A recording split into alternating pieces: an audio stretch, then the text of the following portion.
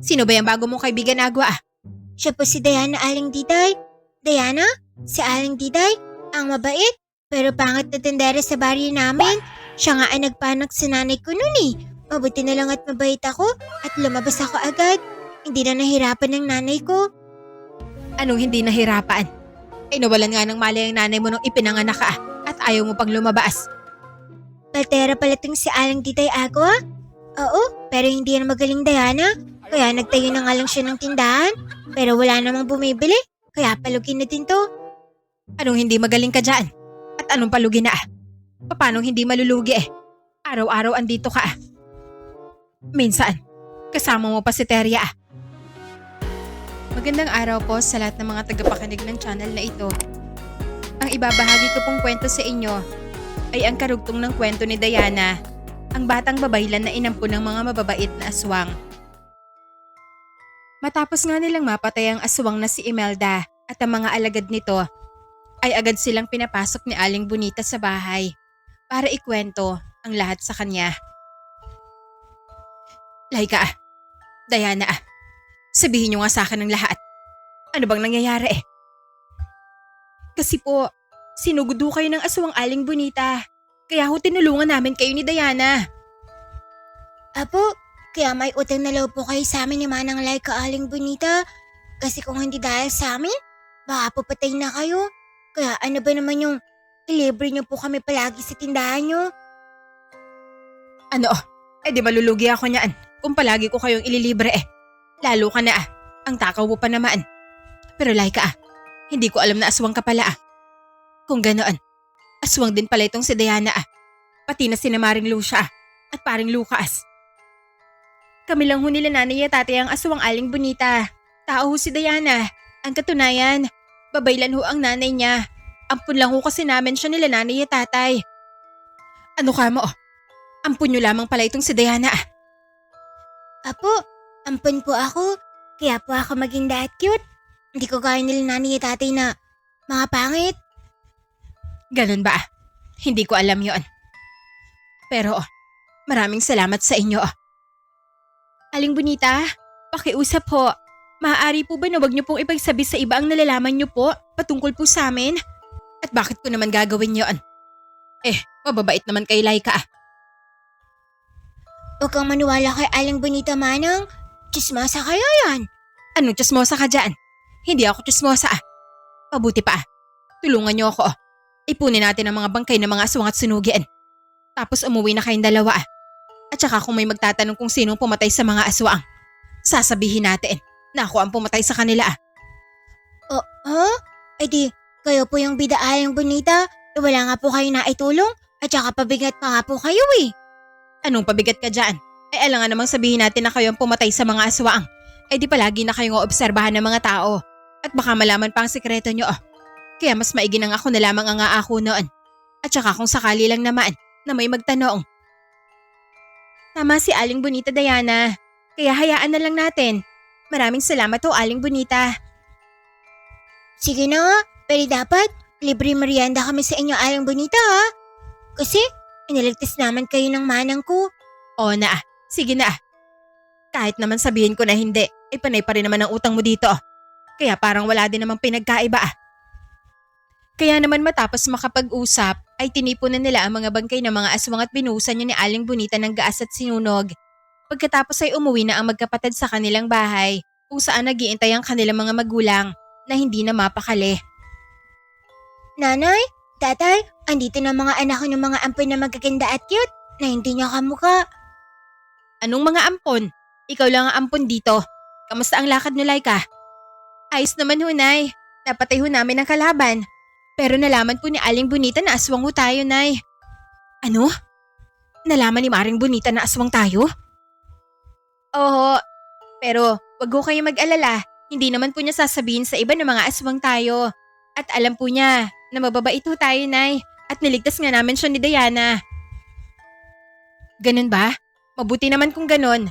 Mabuti pa maupo na kayo. Ikwento niyo sa amin ng tatay niyo ang lahat. Kaya naman naupo na nga ang magkapatid. At dito ay sinabi na nga ni Laika ang isa pa nilang problema. Nay, may isa pa ho tayong problema. Ang napatay ho namin ni Dayanang aswang. Alagad lang ho yun. May pinuno pa po ito. At saka kung mas malakas yun. At saka kilala ho niya ang totoong nanay ni Diana. Anong sabi mo? Kilala ng napatay niyo ang totoong ina ni Diana? Apo, Nay. At saka alagad lang paling napatay namin ni Manang. May amo pala ito na siya nag-utos sa kanya na patay ng totoong nanay ni tatay ko. Hay, problema nga yan. Baka balikan tayo. Anong uri ba ng aswang ang napatay niyo? Gabunan ho, Nay. Ano? Gabunan? Lagot tayo, Lucas. Ano gagawin natin? Tsaka kung babalikan tayo ng supremo nila kapag nalaman nila kung nasaan tayo. Wala na tayong magagawa. Kailangan natin silang labanan. Ano ba yung sinasabi mo, Lucas? Mga gabunan ng kalaban. Wala tayong laban doon. Tayo wala. Pero ang mga anak natin, meron. Tandaan mo, si Diana isang babaylan. Samantalang si Laika, may taglay na bertud. At nakapatay na rin sila ng aswang. Kaya, kaya natin to. Tama si tatay, Nay. Lalaban kami ni Manang. Nagawa naming matalo ang mga pangit na aswang. Kahit isa pa lang ang matsaka sa kwintas ko. Paano pa kaya? Pag nabuo ko na ito, tsaka wala silang laban sa akin. Hindi mo alam ang totoong lakas ng isang gabunan, Diana. Marahil, ang napatay niyo ay alagad lang. Kaya 10 beses ang lakas ng supremo ng mga yon. Kaya kahit may mutsaka, hindi mo masisiguro na mananalo ko sa kanila.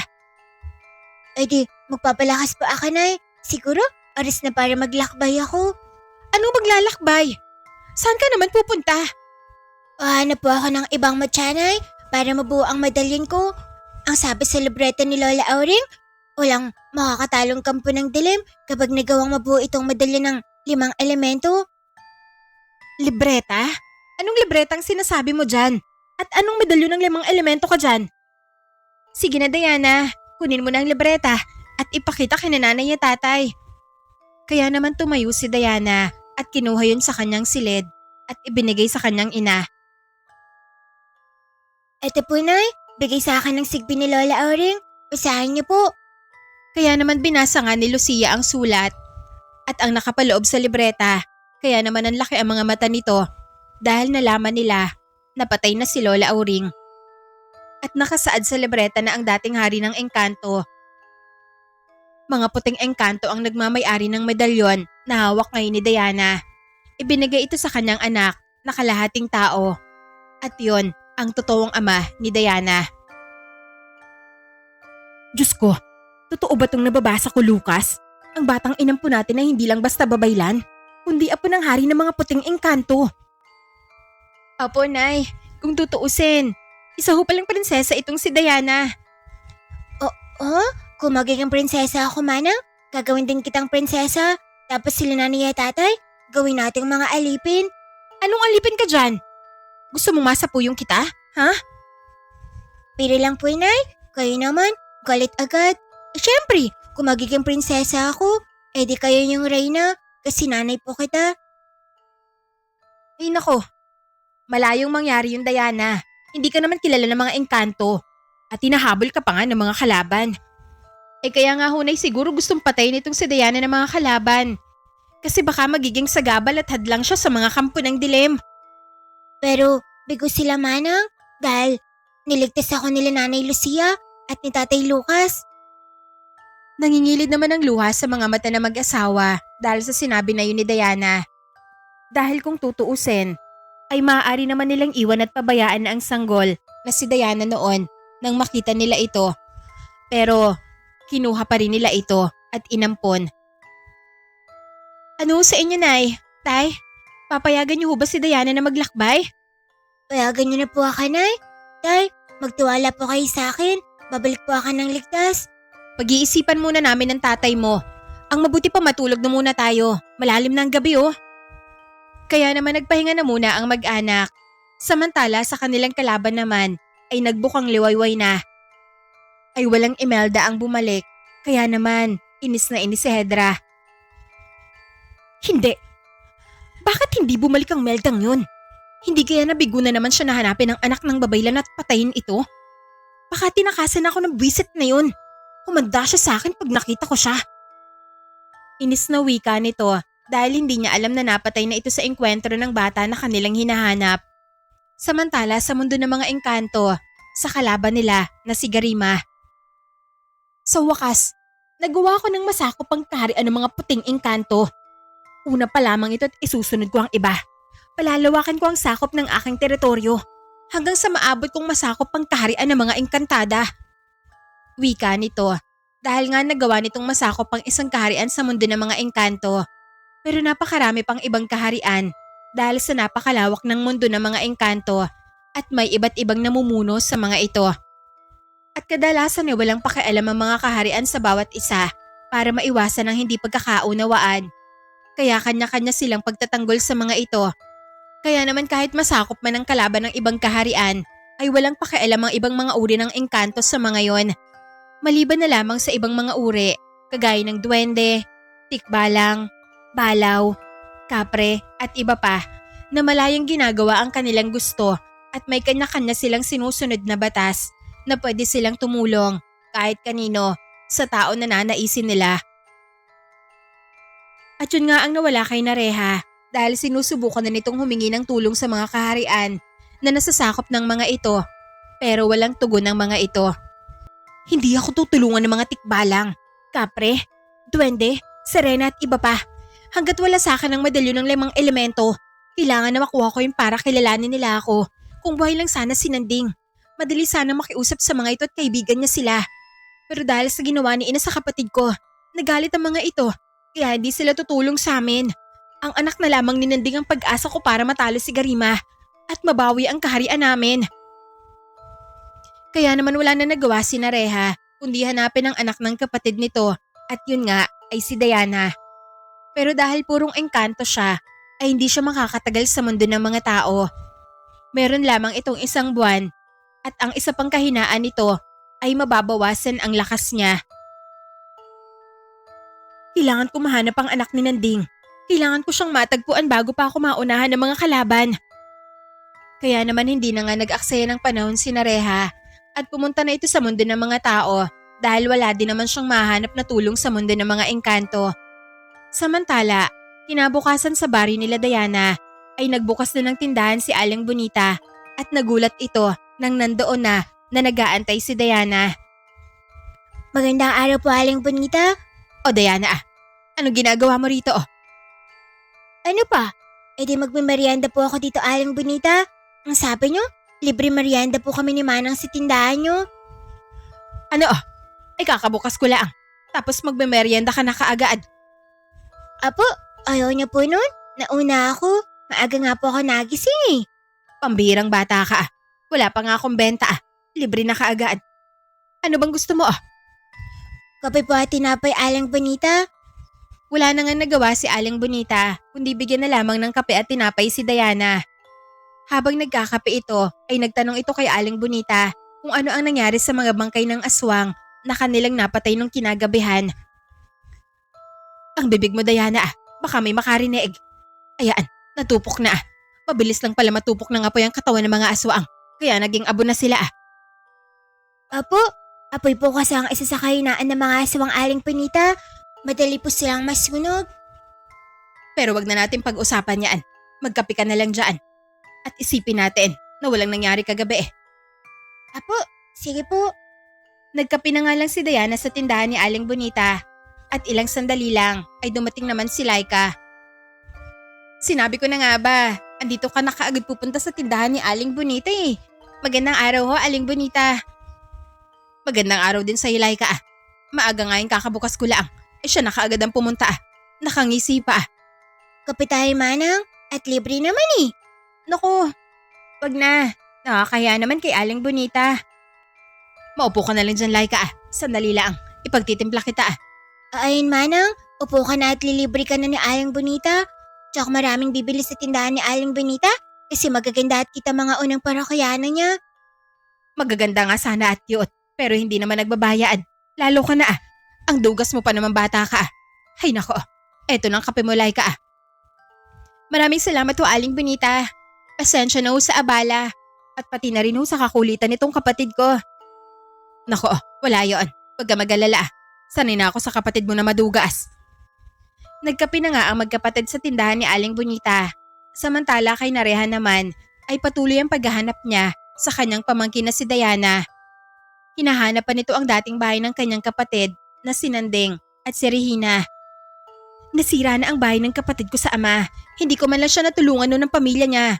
At ngayon hinahanap ko pa ang anak niya na siya makakatulong sa akin. Wala akong kwenta. Ako na nga ang naturingang prinsesa ng mga puting engkanto. Pero hindi ko akalain na hihingi ako ng tulong sa kapatid ko sa tao.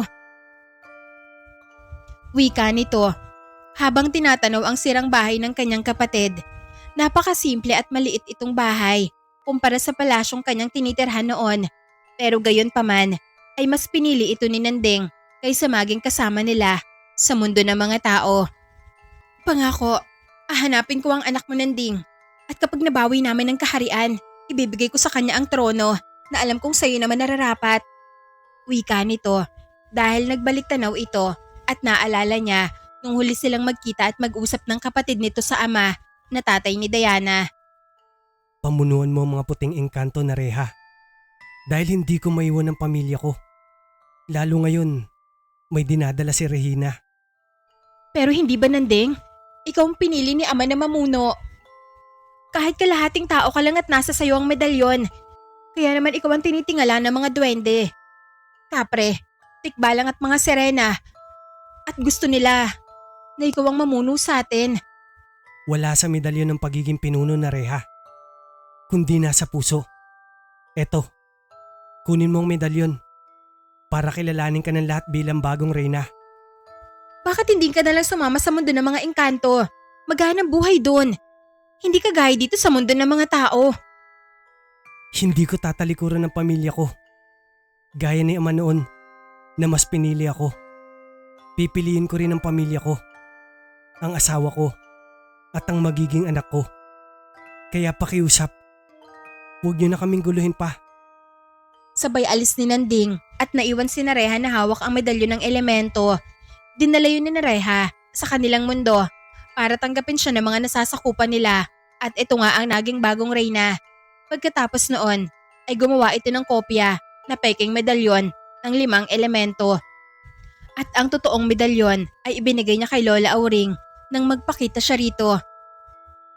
Nareha, ang reyna ng mga puting engkanto. Ano hong ginagawa niyo dito? May pakiusap po sana ako sa iyo, Auring. Ibalik mo ito sa kapatid kong si Nandeng. Ang medalyon ng 5 elemento. Ibinigay niya ito sa akin para magawa akong kilalanin ng mga nasasakupan namin. Pero sa kanya talaga ito. Kaya ibalik mo sana ito sa kanya. Pakiusap. Bakit hindi na lang ikaw magbalik niyan? Sa kapatid mo. Gustuhin ko man. Pero nangako na ako kay Nanding na hindi na magpapakita sa kanya kapalit ng pagtanggap ko ng medalyon. Kaya sa'yo ko na lamang ito ibibigay. Binigay nga ni Nareha ang medalyon kay Aling Auring at umalis. Agad namang ibinigay ni Lola Auring ito kay Nandeng.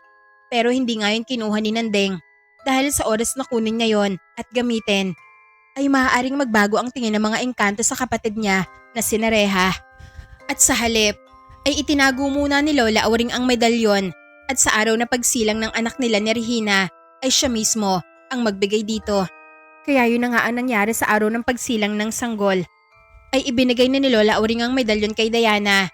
Hanggang sa umalis na nga ito at nabalitaan na lamang na sinugod sila ng Nanding at Regina ng mga kalaban at huli na nga nang madat na nila ang mag-asawa dahil patay na nga ang mga ito. Nang makita ni Lola Auring ang medalyon ay agad niya itong itinago para hindi makita ng iba niyang kasama dahil duda nga ito na may traidor sa kanila at yun nga ay si Lola Ignacia. At balik naman sa kasalukuyan. Nasa pangangalaga na ni Diana ang medalyon na ibinigay ni Lola Auring sa kanya bago ito mamatay. Na siyang magpapatunay din ng katauhan ni Diana na siya ang anak ni Nanding na hinahanap ngayon ni Nareha. Samantala sa kalaban naman nila na si Garima sa lugar ng mga maligno ay nalaman nito na peke ang medalyon na kanilang nakuha sa pangangalaga ni Nareha. Kinuha kasi ito ng ina ni Nareha at pinatakas ito. Nang sa ganon ay ito ang hahabulin ng mga kalaban. Dahil sa medalyon, kaya nagawang makatakas ni Nareha. Wisit? Peke ang medalyon ng 5 elemento? Kailangan na mahanap ko yun. Hindi pwedeng mapasa kamay ng anak ng dating hari sa tao. Kailangan na makipagtulungan ako kay Hedra kung kinakailangan. Samantala, balik naman kay Diana at Laika matapos makapagmerienda sa tindahan ni Aling Bonita. Aling Bonita, maraming salamat po Nabusog po kami. Sa ulitin po. Maraming salamat po, Aling Bonita. Walang anuman, Laika Diana Tara na, umuwi na tayo, Diana. Sige po, Manang.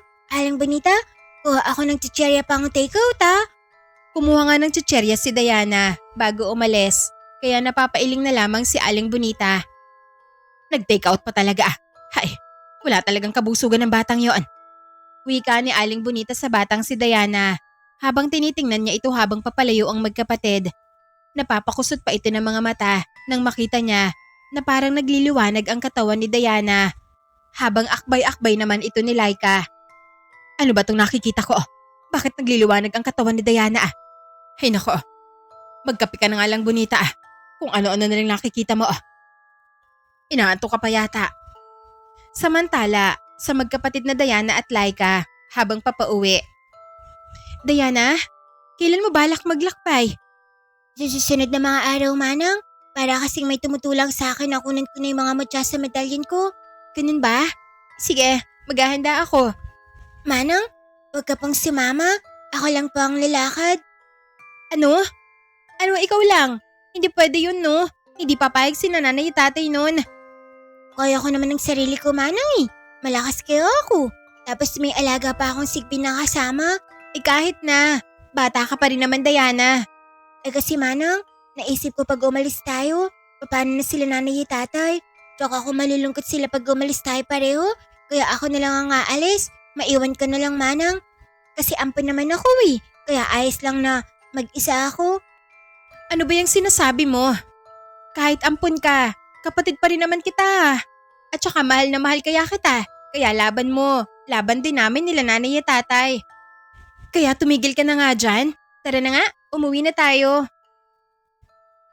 Hindi na nga lamang nagsalita pa si Diana at umuwi na lamang silang dalawa ni Laika. Sumapit ang gabi. Nagulat pa sina Lucas at Lucia, pati na rin si Laika. Nang pagsilbihan sila ni Diana, ito ang nagsandok ng kanin at nagbigay ng ulam sa kanila. At sinalinan pa sila ng tubig nito sa baso. Aba, parang nakakapanibago Parang may nararamdaman akong hindi maganda. Baka may babayaran na naman tayong utang sa tindahan nito, Lucas. Ang bait ng bunso mo. Hindi po, Nay. Nais ko lang po talaga kayong pagsilbihan ni Tatay Lucas at Manang Laika. Aba, napakalaking himala talaga. Halika nga dito. Lumapit naman si Diana kay Aling Lucia at sinapo nito ang noo ng kanyang anak. Wala ka namang lagnat Pero hindi na nagsalita pa si Diana at niyakap na lamang nito ang kanyang nanay Lucia ng mahigpit kaya nagtaka naman ito. Pero ganun pa man ay niyakap na lamang din ito ni Aling Lucia. Hindi naman nagsalita si Laika dahil alam niya na may plano ang kapatid nito dahil nga kilala niya ito. Nang matapos silang kumain ay si Diana pa ang nagugas ng pinggan kaya naman hinayaan lamang siya ni Laika at bago ito matulog ay niyakapan nito sina Aling Lucia at Lucas. Kaya muli siyang niyakap ng mag-asawa. Kinabukasan bago sumikat ang araw ay lumabas ng bahay si Diana, dala ang gamit nito ng dahan-dahan para hindi magising ang nanay at tatay at manang niya. Pero hindi pa man ito nakakalabas ng bakod nila ay may nagsalita at ito ay si Laika. Sinasabi ko na nga ba saan ka pupunta? Manang, teka, paano mo nalaman na alis ako? Kapatid kaya kita. At ako ang nag-alaga sa'yo simula nang bubut ka pa lamang. Kaya kabisado ko ng kilos mo, no? Sabi sa'yo, Manang, aalis akong mag-isa Kaya sige na, pabayaan mo na ako. Hindi pwede. Bumalik ka at sasamahan kita kung gusto mo talagang maglakbay. Lalapit na sana si Diana nang biglang lumitaw ang sigbi ni Diana at inangilan siya nito para hindi siya makalapit. Teka, Diana, sawayin mo nga itong sigbin mo. Huwag magpapalapitin si Manang sa akin, Ponchi. Umangal lang sigbin at hindi naman makalapit talaga si Laika kay Diana na papaalis na. Pero desidido si Laika na pigilan ang kapatid kaya nagbago ito ng anyo para labanan ng sigbin nang may nagsalita at ito ay si Aling Lucia. Laika, tama na. Hayaan mo ng kapatid mo. Nay, Tay, alam niyo din ho. Syempre, at anak din naman namin si Diana. Kung ganon, bakit niyo hahayaan na mag-isang lalakad si Diana, Nay? Tay, pigilan niyo ho. Sa tingin mo, magpapapigil sa amin ng kapatid mo, Laika? Kilala mo si Diana. Pag ginusto nun, hindi mo yun mapipigilan. Oo, magagawa namin siyang pigilan ng tatay mo. Pero hanggang kailan? Tatakas at tatakas pa rin yun. Pero di ba, ang sabi nyo, sasamahan ko ho si Diana? Na kay Diana na ang pagpapasya anak at may rason siya kung bakit ayaw ka nang isama. Eto, basahin mo. Ibinigay ni Aling Lucia ang sulat ni Diana sa kanya kaya binasa niya ito. Sumanang kong mabait at sinanay at tatay kong pangit. Mahal na mahal ko po kayo. Salamat po sa pagmamahal niyo po sa akin.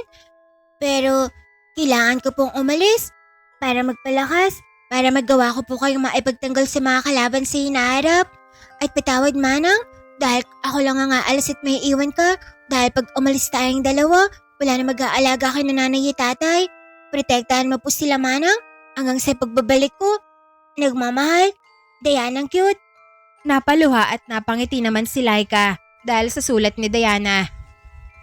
Saan niyo ito nakuha, Nay? Sa ilalim ng pintuan. Marahil kagabi pa niya yan inilagay. Duda na nga kasi kami ng tatay mo na may gagawin ng kapatid mo. Hindi nga kami nagkamali. At nang makita namin ang sulat niya, napagdesisyon na lamang namin ng tatay mo na hayaan na lang siya. Matalino ang kapatid mo, Laika. Kaya alam kong babalik siya ng ligtas sa atin. Huwag ka mag-alala. Oho, babalik ko si Diana ng ligtas, Nay. May tiwala ho ako sa kanya. Kaya naman hinayaan na lamang nila si Diana at tinapik na lamang ni Mang Lucas ang balikat ni Laika. At dito na rin tumakbo ang sigbin papalayo. Sumunod kay Diana. Samantala, balik naman kay Diana ay dumaan pa ito sa tindahan ni Aling Bonita at may inipit itong sulat sa tindahan bago ito umalis sa kanilang baryo. Kinaumagahan nga nang magbukas ng tindahan si Aling Bonita ay may kung ano sa puso niya na pagbukas niya nito ay makikita niya na naman na makulit na si Diana. Pero pagbukas niya ay walang Diana ang nakaabang sa kanya kaya medyo nalungkot din ito. Kahit kasi makulit si Diana ay ito ang nagbibigay sigla kay Aling Bonita. Hay, wala si Diana ah. Himala yata. Ano kaya nangyari sa batang yon? Bigla namang nakita ni Aling Bonita ang nakaipit na sobre sa may gilid ng tindahan nito kaya binuksan niya ito at may laman itong 5 piso. Kaya naman binasa niya ito at nalaman na sulat yun ni Diana sa kanya. Dear Aling Bonita, aalis mo na ang suki niyang maganda. Iiwan ko po sa inyo ang pambayad ng utang ko at baka sabihin niyo tumakas lang ako na may utang po sa inyo. Babalik po ako Aling Bonita. Nagmamahal, ang mabait at cute niyong suking Diana. Ano na naman ba ang kalokohan nitong si Diana ah? May pasulat-sulat pa ah. At nag-iwan nga ng pambayad. 5 piso lang naman. Pero yung utang niya dito sa tindahan ko ay 300 na ah. Ay nako, sandali nga lang.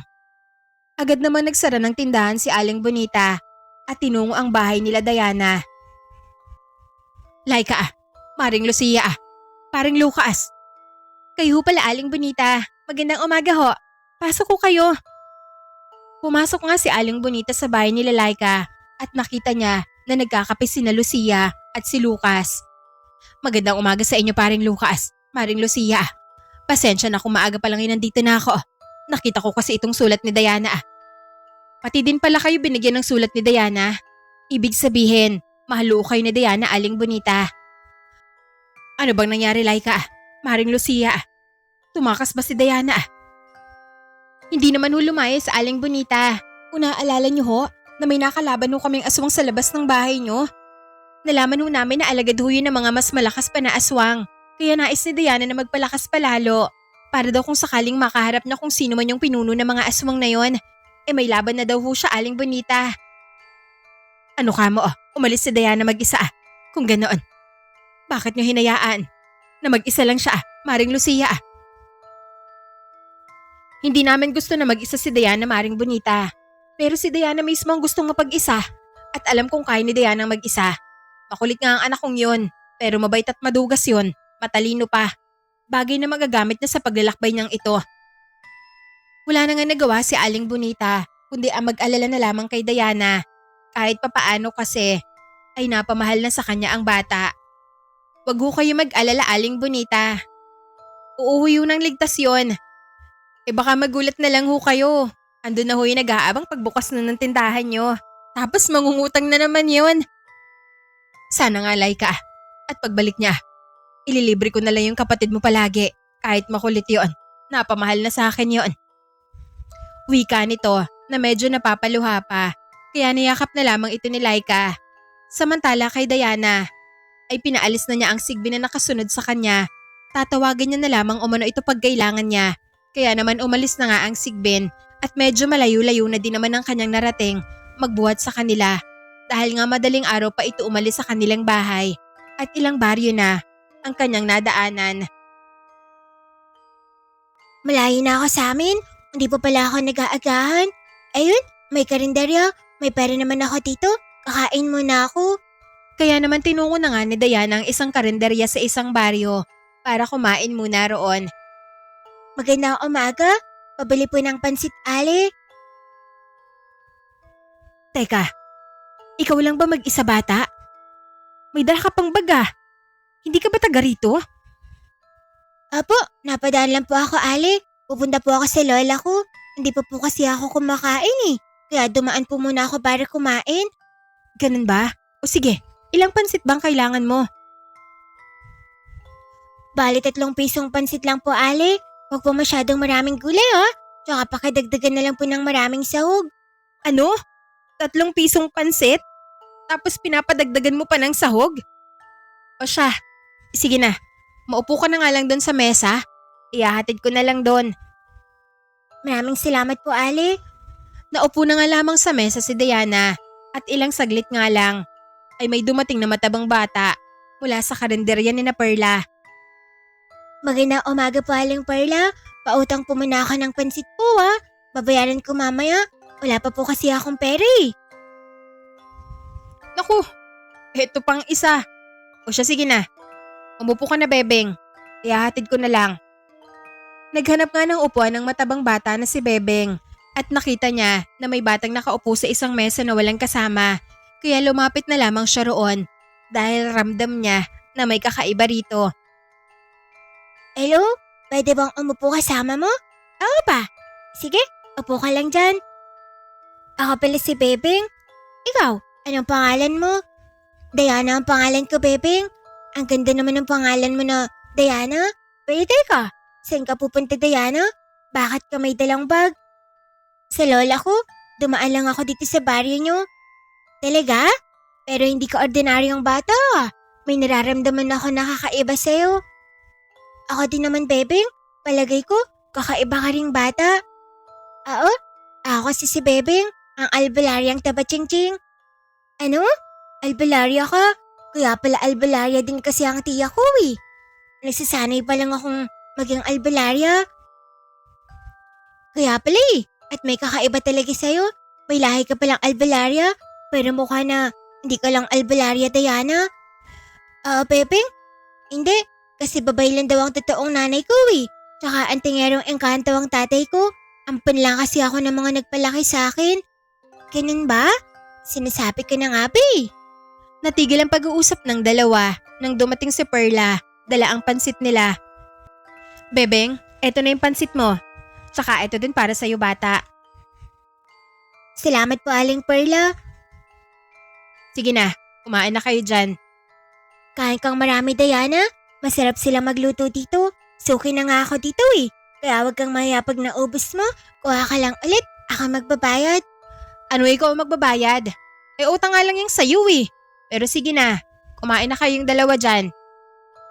Kumain na nga sila. At habang kumakain ay kwento ni Diana kay Bebeng ang lahat dahil nakapalagayan niya na ito ng loob. Habang sige sa pagkukwento si Diana ay nakailang plato na din ng pansit na maubos si Bebeng bago ito matapos. Grabe, ang haba ng kwento mo Diana. Oo, pero mas grabe yung kain mo ng pansit Bebeng Nakailang plato ka na. Kulang pa nga yan at nawalan ako ng gana nung ikwento mo na namatay ang lola Auring mo dahil sa mga pangit na aswang. Talaga lang baby wala ka pang gana ng lagay na yan. Dumating naman ang isang bata na kaedaran lamang din nila at anak ng may-ari na si Pepay. Huwag ka na magtaka bata, kasi ganyan talaga yung si Pepeng. Halata naman sa katawan niya, albularyang taba-ching-ching kasi yan. Ano ka Pepay? Albularyang kit kaya ako. Siya nga pala Diana, siya si Pepay, ang anak na may-ari nitong karinderya. Hello Pepay, ako pala si Diana. Hello Diana, nabusog ka ba sa kinain mo? Oo, ang sarap nga eh. Aalis ka na ba pagkatapos mong kumain dito? Oo, ang totoo kasi niyan, naghahanap ako ng mutya eh. Kailangan kong kumpletuhin itong mga mutya sa medalyon ko. Ang ganda naman ng medalyon mo Diana. At saka may isa na pala Oo, mutya yan ng lupa. Wala ba kayang alam na may mutya dito bebeng? Pepay? Pareho pala tayo eh. May mutya din ako ng lupa na bigay sa akin ng kaibigan kong Diwata. At saka may alam akong mutya, kasi may rep ko ninyon, nasa pangangalaga ng mapaglarong tikpa lang. Ano? May alam ka? Saan yan, bebeng? Pupuntahan ko. Andun lang sa bundok na yun May kapatagan doon, kung saan palaging tumatambay din ang mapaglarong tikpa lang. Palagay ko, siya yung nagbabantay ng mutya eh. Pero hindi ko lang alam kung anong klase. Sige, pupuntahan ko. Mamaya nga hapon pa yung Diana, bago magtakip silim, dun palang nagpapakita ang mapaglarong tikpa lang. Ganun ba? Sige, aabangan ko na lang. Sasamahan kita at tutulungan na mahuli ang tikpa lang na yung Diana. O talaga lang bebeng Paano mo mahahabol yun? Mabilis kaya ang tikpa lang. Tapos yung taba-taba mo naman. Tumatalbog-talbog nga ang bilbil mo kapag tumatakbo ko eh. Hindi naman ako ngahabol si tikbalang Pepay. Si Diana yun. At ang alaga niyang Sigbin. Ano? Sigbin? Teka, alam mo na may alaga akong Sigbin bebeng? Diba? Alaga mo yun? Sabay turo ni Bebeng sa unahan at nakita nga nilang tatlo ang nagtatagong Sigbin na sa unang tingin ay mukhang bato lamang ito. Oo, alaga ko yan. Ang galing mo naman bebeng. Nakita mong alaga ko? Syempre, magaling ako eh. Ano Pepay, sisama ka ba mamaya sa amin? Hindi na, kayo na lang. Sagabalang naman ako sa inyo eh. Kaya niyo na yan ni Diana. At aalis pa kami mamaya ni nanay at sasamahan ko siya sa bayan. Magpapakonsulta daw kami at may tumubong bukol sa may hita niya. Ganun ba? Di mo naman sinasabi sa akin na may sakit pa lang nanay mo Pepay. Natural na sakit lang naman yan bebeng. Kaya wala din sigurong bisa ang uri ng panggagamot mo sa sakit ng nanay ko. Hindi naman ako ang gagamot eh. At ang lola at manang ko naman yun. Eto Pipay bakit ka sa pansit na kinain namin ni Bebeng? Ano yun Diana? Tabako ng kaibigan kong kapre. Berte dyan ang bigay niya. Kayang makagamot ng mga sakit. Pero limitado lang yan at nagamit na ng manang ko. Ang iba, kaya yun na lang ang natira. Gamitin mo para gumaling na ang nanay mo. Ilaga mo lang sa konting tubig at ipainom sa kanya. Mabisayan Pepay. Talaga Diana? Maraming salamat. Ayun na pala eh. Paano Pepay? Pa-take out ako ng liampo at fried chicken bilang kapalit niyan. Ano ka bebeng? Si Diana naman na nagbigay nito sa akin eh. Kahit na, sa amin din muna mananatili si Diana abang hindi pa hapon. Sige na nga. Kumuha nga si Pepay ng mga ulam na kanyang binalot para ibigay kay Bebeng at kay Diana. Eto na bebeng Salamat Pepay. Tara na Diana sa bahay namin. Lumakad na nga ang dalawa pa uwi sa bahay nila Bebeng habang si Pepay naman ay mabilis na kumuha ng mainit na tubig na kanyang sinalin sa baso. At inilagay ang tabako na ibinigay ni Diana sa kanya. Anak, kumuha ka ba ng mga ulam at binigay mo kay Bebeng? At saka, ano ba yung niligay mo sa baso? Nay, take out po yun ni Bebeng at Diana. Kapalit po nitong gamot nyo. Gamot? Anong gamot? Di ba? May bukol po kayo, Nay. Kaya tayo aalis mamaya para magpakonsulta. Hindi nyo na po kailangan yun. Eto po, inumin niya po ito. Ginawa ko po ito, nabigay po ni Diana. Ha? Sigurado ka ba anak? Nay, may tiwala po kay Diana. Kasi mabilis silang naging magkaibigan ni Bebeng. Kaya sigurado ako na mabisa itong gamot. Kaya inapon niyo na po, Nay. Ininom nga ni Perla ang baso na may pinagbabara ng tabako na bigay ni Diana. At ilang sandali lang, ramdam na nito ang kakaibang kaginhawaan sa kanyang katawan. Nawala ang pagod nito at gumana ang pakiramdam. At isa pa, kinapa niya ang bukol nito. At nagulat ito nang mawala na yon.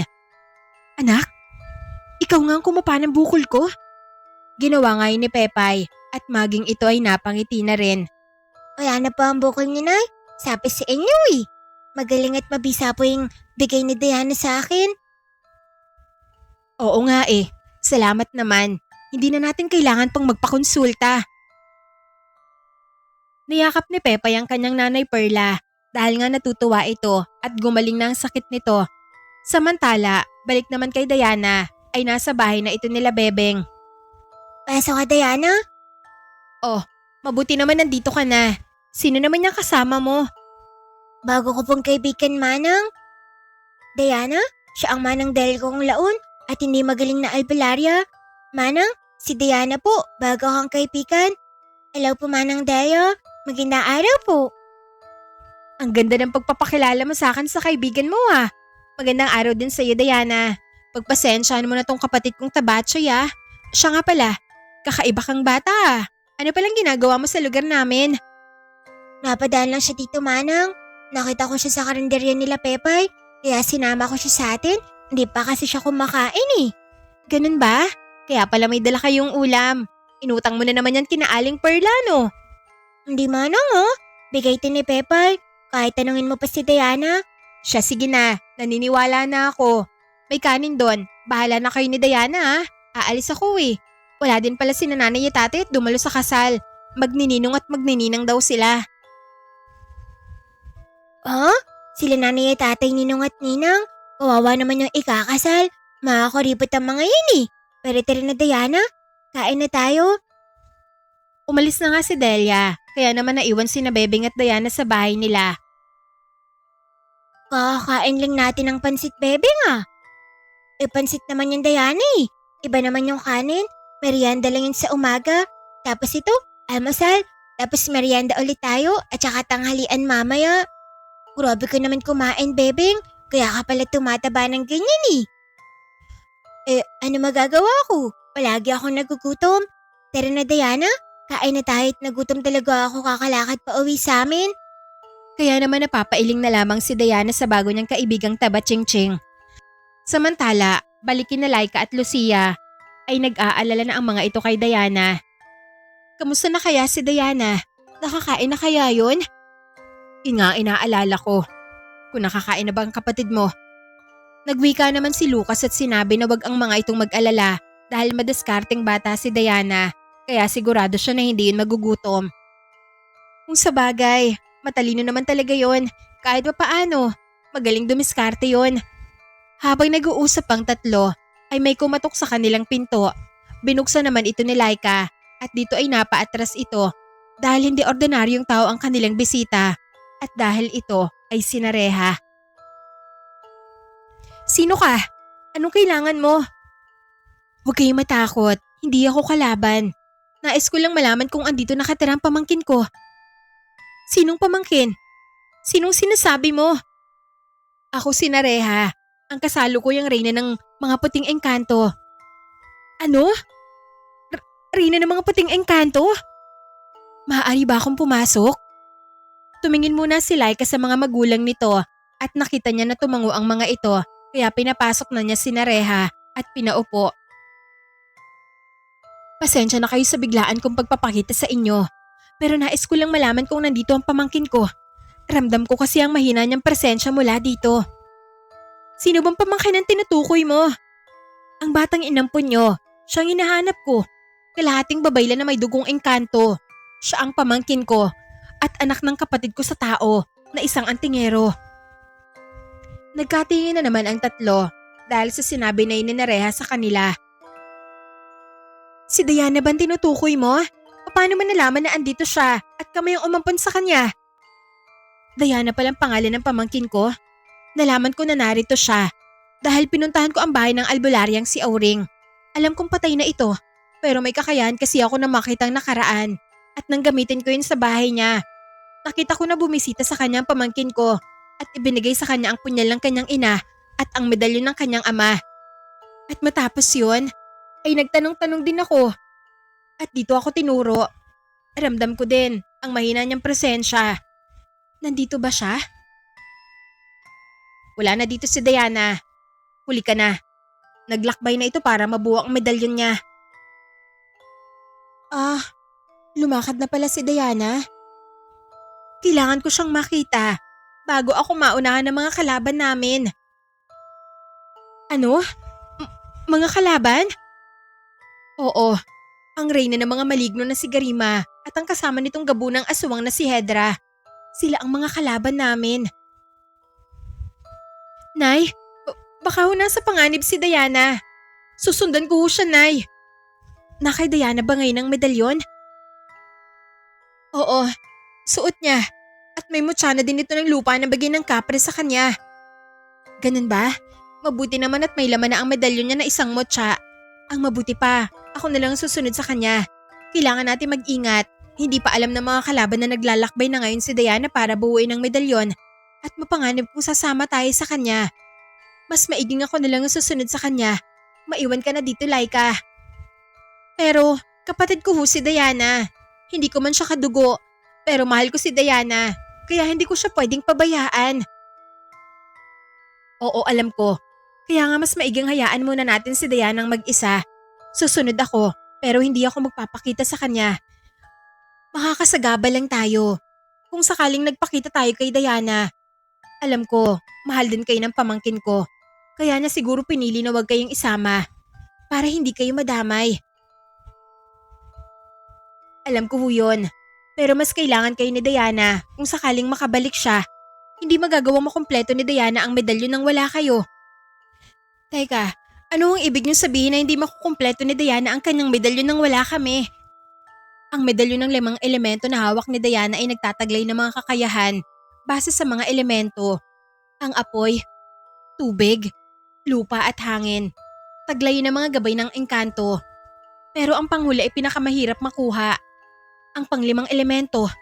Doon kakailanganin ni Diana ang tulong nyo. Anong ibig mong sabihin? Paano ho kami makakatulong kay Diana? Malalaman nyo sa oras na bumalik si Diana, Laika. Kaya pakiusap. Maghanda kayo at ingatan nyo mga sarili nyo. Bagamat hindi man nagagawang maintindihan nila Laika at Lucia, pati na rin ni Lucas, ang mga sinasabi ni Nereha, ay hindi na lamang sila nagtanong pa. Pero sa isip ni Nereha, ay alam niya ang pang-5 elemento at nahahati yun sa 2 at yun ay ang pag-ibig at kasawian. Maaring maging malakas ang kukumpleto sa medalyon kapag nagawa niyang makuha ang pag-ibig. Pero kung sakaling kasawian ang kanyang makuha, ay magbabago ito at magdudulot ng matinding pagkawasak at kamatayan. Kaya walang sumubok na kumpletuhin ang medalyon noon. Maging sinanding ay hindi din nagawang makumpleto yon dahil sa takot na baka hindi niya din makontrol ang kanyang sarili. Pero alam ni Nereha na makakaya ni Diana yon dahil bukod sa may dugo itong babaylan, ay may dugo din ito ng isang mataas na uri ng engkanto. Matapos makipag-usap sa pamilya na kumugpop kay Diana, ay nag-iwan ito ng ilang bareta ng ginto. Lucia, Lucas, Laika, maraming salamat sa pagpapalaki niyo sa pamangkin ko. Kahit mga aswang kayo inilagaan at minahal niyo pa rin si Diana. Tanggapin niyo sana ang munti kong regalo sa inyo. Hindi namin kailangan yan. Mahal namin si Diana at hindi kami nangihingi ng kapalit. Alam ko yon. Pero makakatulong ito ng malaki sa inyo para umangat ang buhay niyo. At makatulong pa kayo sa iba. Hindi ko kukunin sa inyo si Diana dahil alam kong mahal niyo siya at mahal niya rin kayo. Gusto ko lang na pagbalik ng pamangkin ko ay maganda na ang buhay niya. Kaya sige na, nakikiusap ako. Tanggapin niyo na. Iiwan ko na ito sa inyo. Inilapag nga ni Nereha ang ilang bareta ng ginto na kapag nabenta nila ay tsak na malaking halaga yon. Matapos magawang maibigay ang mga ginto ay nagpaalam na ito para umalis. Wala na nagawa ang mag-anak kundi tanggapin ang iniwang ginto ni Nereha sa kanila. Samantala, balik naman kay Diana kasama si Bebeng ay tapos na ang mga itong kumain at nagpapahinga na. At dahil sa kabusugan ay nakatulog pa ang dalawa at hapon na nang magising. Teka, napasarap yata ang tulog natin, Diana. Oo nga, Bebeng. Napusog kasi tayo eh. Alika na, puntahan na natin ang kapatagan kung saan nagpapakita ang tikbalang. Sige, tara. Lumakad na nga sila papalabas ng bakod. Nang tawagin naman sila ni Delia. Oops! Saan na naman kayo pupunta? Bebeng? Diyan lang, Manang. Babalik din kami. Tara na, Diana. Takbo. Tumakbo nga ang dalawa at nakita ni Diana ang pagtalbog-talbog ng bilbil ng kapatid na si Bebeng. Kaya imbes na magalit ay natawa pa ito. Kaya hinayaan na lamang niya ito. Tumakbo pa talaga, ang bagal naman. Ang kulit talaga ng tabatsoy na yon. Pati yung kaibigan niya nahahawa pa sa kanya. Ay naku. Napapailing na lamang ito sa kanyang makulit na kapatid. Tinungo nga ng dalawa ang paanan ng bundok kung saan may malawak na kapatagan, kung saan nagpapakita ang tikbalang, na siyang may bantay ng hindi pa nila alam kung anong uri ng mutya. Nandito na tayo, Diana. Andito ba yung sinasabi mo, Bebeng? Oo, magantay tayo dito ng konti. Nagantay nga ang dalawa hanggang sa maya-maya ay may lumitaw na isang tao na may ulo ng kabayo na tumatakbo sa kapatagan. Ayun na siya, Diana. Dali, ulihin na natin. Lumabas ang dalawa sa pinagtataguan nila at lumapit sa tikbalang na bigla naman na naging agresibo. Bebeng, mag-iingat ka. Mukhang galit siya, oh. Eh di maganda. Para lumapit siya. Hindi ko kasi kayang mahabol yun eh. Imbes na lumapit, ay nagpakawala ng malakas na sigaw ang tikbalang na siya ring paglakas bigla ng hangin. At dito ay nagwika ito kung bakit sila umano nasa teritoryo niya. Umalis umano ang mga bata na kagaya nila. Kung hindi, ay paglalaruan niya ang mga ito. Eh di subukan mong pangit ka. Nagpakawala ng malakas na hangin ng tikbalang kaya napatakip ng mukha sina Diana at Bebeng dahil sa lakas ng hangin. Tikbalang hangin pala ito, Diana. Oo nga, Bebeng. Uminit ang madaling ko. Ibig sabihin, taglay niyo nga ang isa sa matya na kailangan ko. Ako din, umiinit din ang matya ko. Kaya tali, sigurin na natin siya.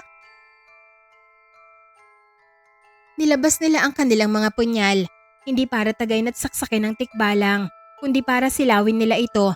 Pero iba ang naging dating ng tikbalang dahil sa isip nito ay gusto siyang patayin ng dalawang bata na alam niyang parehong may kakayahan at pakayang mutya niyang hawak. Kaya naman naging agresibo itong lalo. Bebeng, maganda ka. Pasagad siya sa'yo. Sinugod ng tikbalang si Bebeng at nag-amba ng pagsipa. Pero mabilis nag-orasyon si Bebeng. Mutya na aking taglay. Patibayin mo ang katawan ko para masangga ang atake ng aking kaaway. Nagliwanag ang mutya ni Bebeng ng lupa at nang tamaan ito ng sipa ng tikbalang ay napaatras lang ito pero hindi naman ito nasaktan.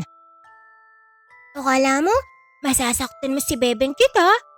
Sumugod si Bebeng para gantihan ng tikbalang pero dahil mabagal ito ay madali lang nailaga ng tikbalang ang pagsugod niya na balaksan ng sugatan ni Bebeng ang paa nito para bumagal siya.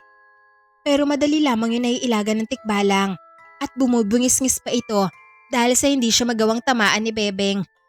Pinagtatawanan pa ako ng mokong nito ah. Si Diana naman ang sumugod at mabilis ito kay Bebeng kaya biglang nagulat ang tikbalang. Kagaya ni Bebeng, sinipa din siya ng tikbalang pero nakailag si Diana at sumugod sa tikbalang pero mabilis pa rin itong nakailag. Bigla namang sumulpot ang sigbi ni Diana at tumulong ito sa pag-atake sa tikbalang. Pero gayon pa man, ay wala pa rin silang nagagawa. Ang bilis ng kumag nito, Bebeng ah. Oo nga, hindi natin siya mahuli. Kahit gamitin ko na ang buong lakas ko, wala pa rin. Natawa naman si Diana kay Bebeng dahil kahit tumakbo pa ito ng mabilis, ay mabagal pa rin ito dahil nga mataba ito. At dito ay may inilabas na puting bato ang tikbalang at iniangat ito at nagwika na kung yun ba umano ang pakay nilang dalawa. Makikipaglaro umano ito sa kanila at kapag nanalo sila ay ibibigay niya ang mutya ng hangin sa mga ito na kanyang binabantayan. Bumungis-ngis pa ito dahil kumpiyansa ito na hindi mananalo ang dalawang bata sa kanya. Sigurado ka? na kapag natalo ka namin, ibibigay mo yan? Sumagot naman ng tikbalang na oo umano at meron naman itong isang salita. Kaya sige na umano, gawin nila ang lahat ng makakaya nila at kapag natalo siya ay ibibigay niya ito. Ngumiti naman sina Bebeng at Diana dahil eto palang plano ng dalawa. Ang magpasadya na mahina para maging kumpiyansa ang tikbalang dahil alam ni Bebeng na mayabang ito. Ngayon, umanda ka Diana. Magseryoso ni tayo. Sige Bebeng. At dito ay sabay na inangat ng dalawa ang kanilang mga punyal at sabay na nag-orasyon para silawin ng tikbalang. Nagliwanag naman ang punyal nito at sumilaw sa tikbalang, kaya sumugod ng sabay ang dalawa. Pero gamit ang mutya ng hangin ay nagpakawala din ng tikbalang ng malakas na hangin para hindi makalapit ang dalawa. Pero gayon pa man ay ginamit din ng dalawa ang mutya nila ng lupa para pabigatin ang kanilang mga katawan para hindi sila tangayin ng hangin. Hanggang sa unti-unti silang nakakalapit. Hindi din makagalaw ang tikbalang dahil nga sa nasisilaw ito sa punyal ng dalawa. Kaya nakakalapit sina Diana at Bebeng dito. Nang makalapit na ay mabilis na nilundag ni Diana ang mutya sa kamay ng tikbalang pero bigla itong umilag kaya hindi niya ito nakuha. Naglaho na ang liwanag sa punyal ng dalawa kaya napabungis-ngis ang tikbalang dahil bigo silang dalawa. Ang daya ng pangit nito ah. Pinaglalaruan lang tayo, Bebeng. Oo nga. Pinagtatawanan pa tayo, Diana. Nagugutom na lang tuloy ako. Sige, Bebeng. Tara na muna. Pagtalikod ng dalawa ay bumingis-ngis ang tikbalang at inasar pa sila. Nasuko na ba umano ang mga ito habang hawak sa kamay ang mutya nang biglang dambahan ito ng sigbi ni Diana na ginamitan pala niya ng sabulag para hindi maramdaman ng tikbalang. Kaya naman nabitawan nito ang mutya sa kanyang kamay at nahulog papunta kina Bebeng at Diana. Agad namang hinawi ng tikbalang ang sigbin at mabilis na lumundag para kunin ang mutsyang nahulog sa lupa at nagawa naman niya yung makuha. Pero biglang may mabigat na bagay ang dumagan sa kanya at ito ay si Bebeng kaya hindi ito makatayo. Sinundan din yun ni Diana at gamit ang mutya nila na kayang magpabigat ng kanilang mga timbang ay hindi nagawang makagalaw ng tikbalang. Ano ka ngayon? Hindi ka makagalaw no? Nga, natalo ka na namin. Kunin mo na ang mutya, Diana. Kinuha na nga ni Diana ang mutya at paghawak nito ay nagliwanag yun ng matingkad. Tanda na pinipili nga siya ng mutya. Ayos na, Bebeng. Tumayo ka na sa kanya at ang bigat mo. Tumayo na nga si Bebeng sa pagkakadagan sa tikbalang kaya naman nakatayo na rin ito. Pasensya ka na kaibigan ha. Hindi ka naman namin gustong saktan. Ang kaso, kailangan ko lang ng mutya mo at ilalagay ko dito sa kwintas ko. Pinakita ni Diana ang medalyon nito sa tikbalang at nagulat sina Bebeng at Diana nang lumuhod ito kay Diana nang makitang kwintas nito. Lumuhod siya si Diana Oo nga. Huwag kang lumuhod kaibigan. Tumayo ka. Nagwika ang tikbalang na pasensya na umano at hindi niya kaagad nakita ang medalyon na tinataglay ni Diana. Bakit naman? Kilala mo ba ang medalyon na to?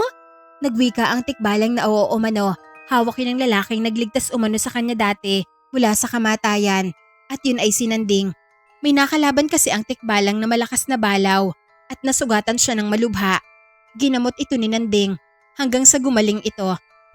Walang hininging kapalit si Nanding sa kanya at naging magkaibigan pa sila. Hanggang sa isang araw nga ay nabalitaan niyang namatay ito nang atakihin ito ng mga aswang kaya naman galit na galit ito. At bawat aswang na mapadaan sa kanyang teritoryo na alam niyang masama ay pinapatay niya. Ay naman pala eh. At ngayong nakita nito ang medalyon kay Diana, ang ibig sabihin ay anak nga ito ni Nanding. At dahil may malaki itong utang na loob sa tatay ni Diana, ay kusa niya na lamang sanang ibibigay ang mutya dito kung alam niya lamang sa umpisa pa lang. Ay naman pala eh. Pinahirapan mo pa kami. Ay naku, nagutom tuloy ako. Ayos lang yun, Bebeng. Nakuha na din na naman natin ang mutya eh. Maraming salamat sa tulong mo. Walang ano man yung Diana. Dali, ilagay mo na sa kwintas mo. Inilagay nga ni Diana ang mutya ng hangin sa medalyon nito at agad naman yung nagliwanag ng malakas. Ayos? Dalawa na. Tatlo na lang ako lang. Maraming salamat kaibigang tikbalang ha. Bumungis-ngis naman ito sa kanya at nagwika na masaya itong nakatulong sa anak nang nagligtas din sa kanya dati. Paano? Uwi na tayo sa amin, Diana. Maghahaponan na. Sige, Bebeng.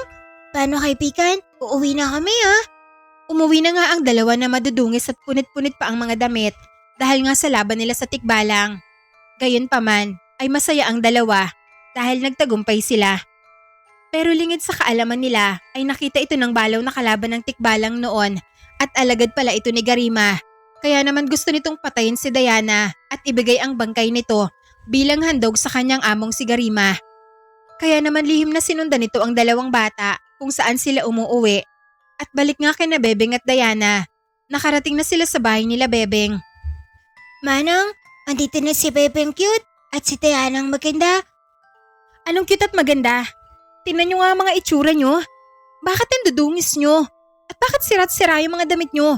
San ba kayo galing na dalawa? Naglaro po kami, Manang. Kaya nga kami kinabi. Luto na ba ang hapunan? Kain na tayo, Manang. Gutom na ako Naglaro? Talaga lang Bebeng Kilala kita. Kaya magsabi ka sa akin ng totoo. Naglaro nga kami, Manang. O mas miging sabihin na pinaglaruan kami ng tikbalang sa may kapatagan. Ano? Pinaglaruan kayo ng tikbalang sa kapatagan? Teka, bakit kayo nakaabot na dalawa ron? Pero, sige na. Mamaya nyo na nga sagutin ang tanong ko. Maligo muna kayong dalawa. Ang dudungis nyo. Kakain na tayo pagkatapos. Tara na, Diana. Naligo nga ang dalawa at nagbihis dahil may baon namang mga damit si Diana. Kaya matapos makapaligo ay agad na silang naupo sa mesa para maghapunan. Kain ka ng kain, Diana Masarap magluto yung manang kong laon. Anong manang na laon ka dyan? Dalaga pa ako, no? Dalaga nga, wala namang nalilikaw. Masama kasi ugali mo Kumain ka na nga lang dyan, Tabachoy. Diana, wag kang mahiya At wag mo kaming pansinin ni Bebeng. Ganito lang talaga kaming magkapatid. Apo, maraming salamat po, Manang Delia. Kumain na nga ang tatlo dahil wala pa ang nanay at tatay nila Bebeng. Hindi ba uuwi si nanay at tatay, Manang? Malamang, baka bukas na yun sila uuwi at alam mo naman ang tatay natin na napakalasenggo. At ang nanay naman natin chismosa yun. Baka naaaliw na yung dalawang yun kakainom at kakachismis. Kaya hayaan na lang muna natin sila. No, pasaway talagang nanay at tatay ko na yun. Hindi ko na alam ang gagawin ko sa kanila. Aba, nagsalita ang hindi pasaway Hindi nyo pa nasasagot ang tanong ko sa inyo. Anong ginagawa nyo sa kapatagan? Alam mo naman Bebeng na may mapaglarong tikbalang doon, hindi ba? Apo, kaya nga kami tumungo dun at kukunin namin ang mutya sa pangangalaga ng tikbalang, Manang. Ano? Kukunin nyo ang mutya mula sa tikbalang? Nakuha na namin, Manang. Kailangan ni Diana kasi. Ano ka mo? Nakuha nyo ang mutya sa pangangalaga ng tikbalang? Ano ka ba naman, Bebeng? Alam mo naman na napakadelikado, hindi ba? Apo, Manang Delia, pasensya na po. Pinagtulungan po namin ni Bebeng, kaya po nagtagumpay kami. Nahirapan pa nga kami, Manang Mabilis at mautak yung tikbalang na yun. Hindi ko nga siya magawang tamaan kahit kinagamit ko na ang buong bilis ko. Paano mo yung tatamaan? Ang taba-taba mo. Kahit tumakbo ka pa. Parang naglalakad ka lang dahil dyan sa bilbil mong tumatalbog. Habang kumakain, ay nagkukwentuhan ng tatlo. Bigla silang napatigil nang may maramdaman na kakaibang presensya at amoy mabantot. Diana? Bebeng? Naamoy niyo ba yun? Manang, akala ko nga, umutot ka Anong umutot ka dyan? Baka ikaw, no? May balaw sa labas, Manang Delia, Bebeng, at mukhang galit. Agad ngang lumabas si Diana, kaya agad namang sumunod si Delia. Habang kumuha pa ng hita ng manok si Bebeng bago sumunod. Paglabas ni Diana ay nakita niya ang alagang sigbin na may inaangilan sa may kakahuyan banda at nakita nila ang dalawang matang nagbabaga. Lumabas ka na dyan. Alam na namin na andyan ka. Lumabas nga ang malaking nilalang na doble ang tangkad kay Delia at malaki ang katawan na puro maskulado, nakagaya sa tao, pero may ulo ng kalabaw. Balaw nga, ang laki. Anong kailangan mo sa amin? Nagwika ito na ang batang bisita umano nilang kailangan nito at batang may taglay na medalyon. Si Diana, anong kailangan mo sa kanya? Nagwika ang balaw na kalaban umano ito ng kanyang among si Garima, ang reyna ng mga maligno, at ereregalo niyo umano ang ulo nito sa kanya. Reyna ng mga maligno? Hindi mo pwedeng galawin si Diana. Dadaan ka muna kay Bebeng. Wika nito na sige pa rin sa kanyang pagkain. Alagad ka pala ng Reyna ng mga maligno ha. Ibig sabihin, masama ka. At hinugot ni Diana ang punyal niya. Diana, mag-iingat ka. May kakaiba sa balaw na yan. Hindi pangkaraniwan ang laki niya. Alam ko po manang, may taglay siyang bertud. At dito ay may inilabas na itim na bato ang balaw at inilagay sa noo nito at nagliwanag yon, lalong nagpalaki sa katawan nito. Mukhang malakas at mapanganib ang balaw na to ah. Bigla silang sinugod nito kaya naman napailag sila Delia, Diana at Bebeng sa pagsuwag ng balaw. Pero nabangga naman ito ang dingding nila Delia kaya naman nasira ito. Ang dingding namin? Sinira mo pang pangat ko ha.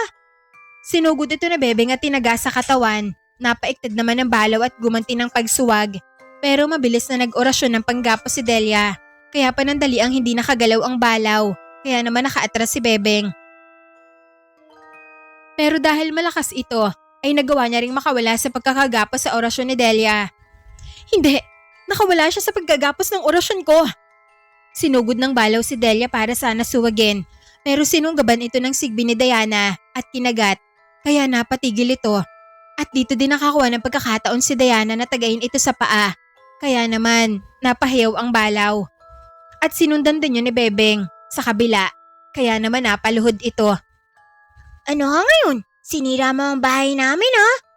Nagulat si Delia, Bebeng at Diana nang humilom ang sugat ng balaw nang magliwanag ang batong itim sa noo nito. Hindi! Ang mga sugat niya? Gumaling! Mabilis niyang hinawi ang dalawang bata ng malalagkit nitong braso. Nakailag naman si Diana. Pero dahil mabagal si Bebeng, ay tinamaan ito. Dahilan para mapatilapon ito. Hindi! Bebeng! Agad na tumakbo si Delia kung saan napatilapon si Bebeng para kamustahin ito. Kaya naiwan si Diana kasama ang sigbi nito. Nakaharap ang malaking balaw. Ang lakas niya! Paano ko kaya ito matatalo? Nagliwanag ang medalyon ni Diana at may boses na itong naririnig sa isip niya na pagsamahin umano nito ang lakas ng mga mutya niya at ang punyal nito. Kaya naman itinaas ni Diana ang punyal nito at nag-orasyon habang bumangon naman si Bebeng na ayos lang at hindi nasaktan dahil sa mutya niya ng lupa na nagbibigay sa kanya ng tatagatibay na nakita nga niya si Diana na itinaas ang punyal nito at akmang susugurin ito ng kalaban nilang balaw. Ayos ka lang ba, Bebeng? Apo manang, ayos lang po ako. Dali, tulungan natin si Diana. Igapos natin ang pangit na balaw na yan. Sabay tayo manang. O sige. Nag-orasyon na magkapatid. Orasyon ng kabutihan? Igapos mo ang kalaban. Matya akong taglay. Huwag paggalawin ng kaaway.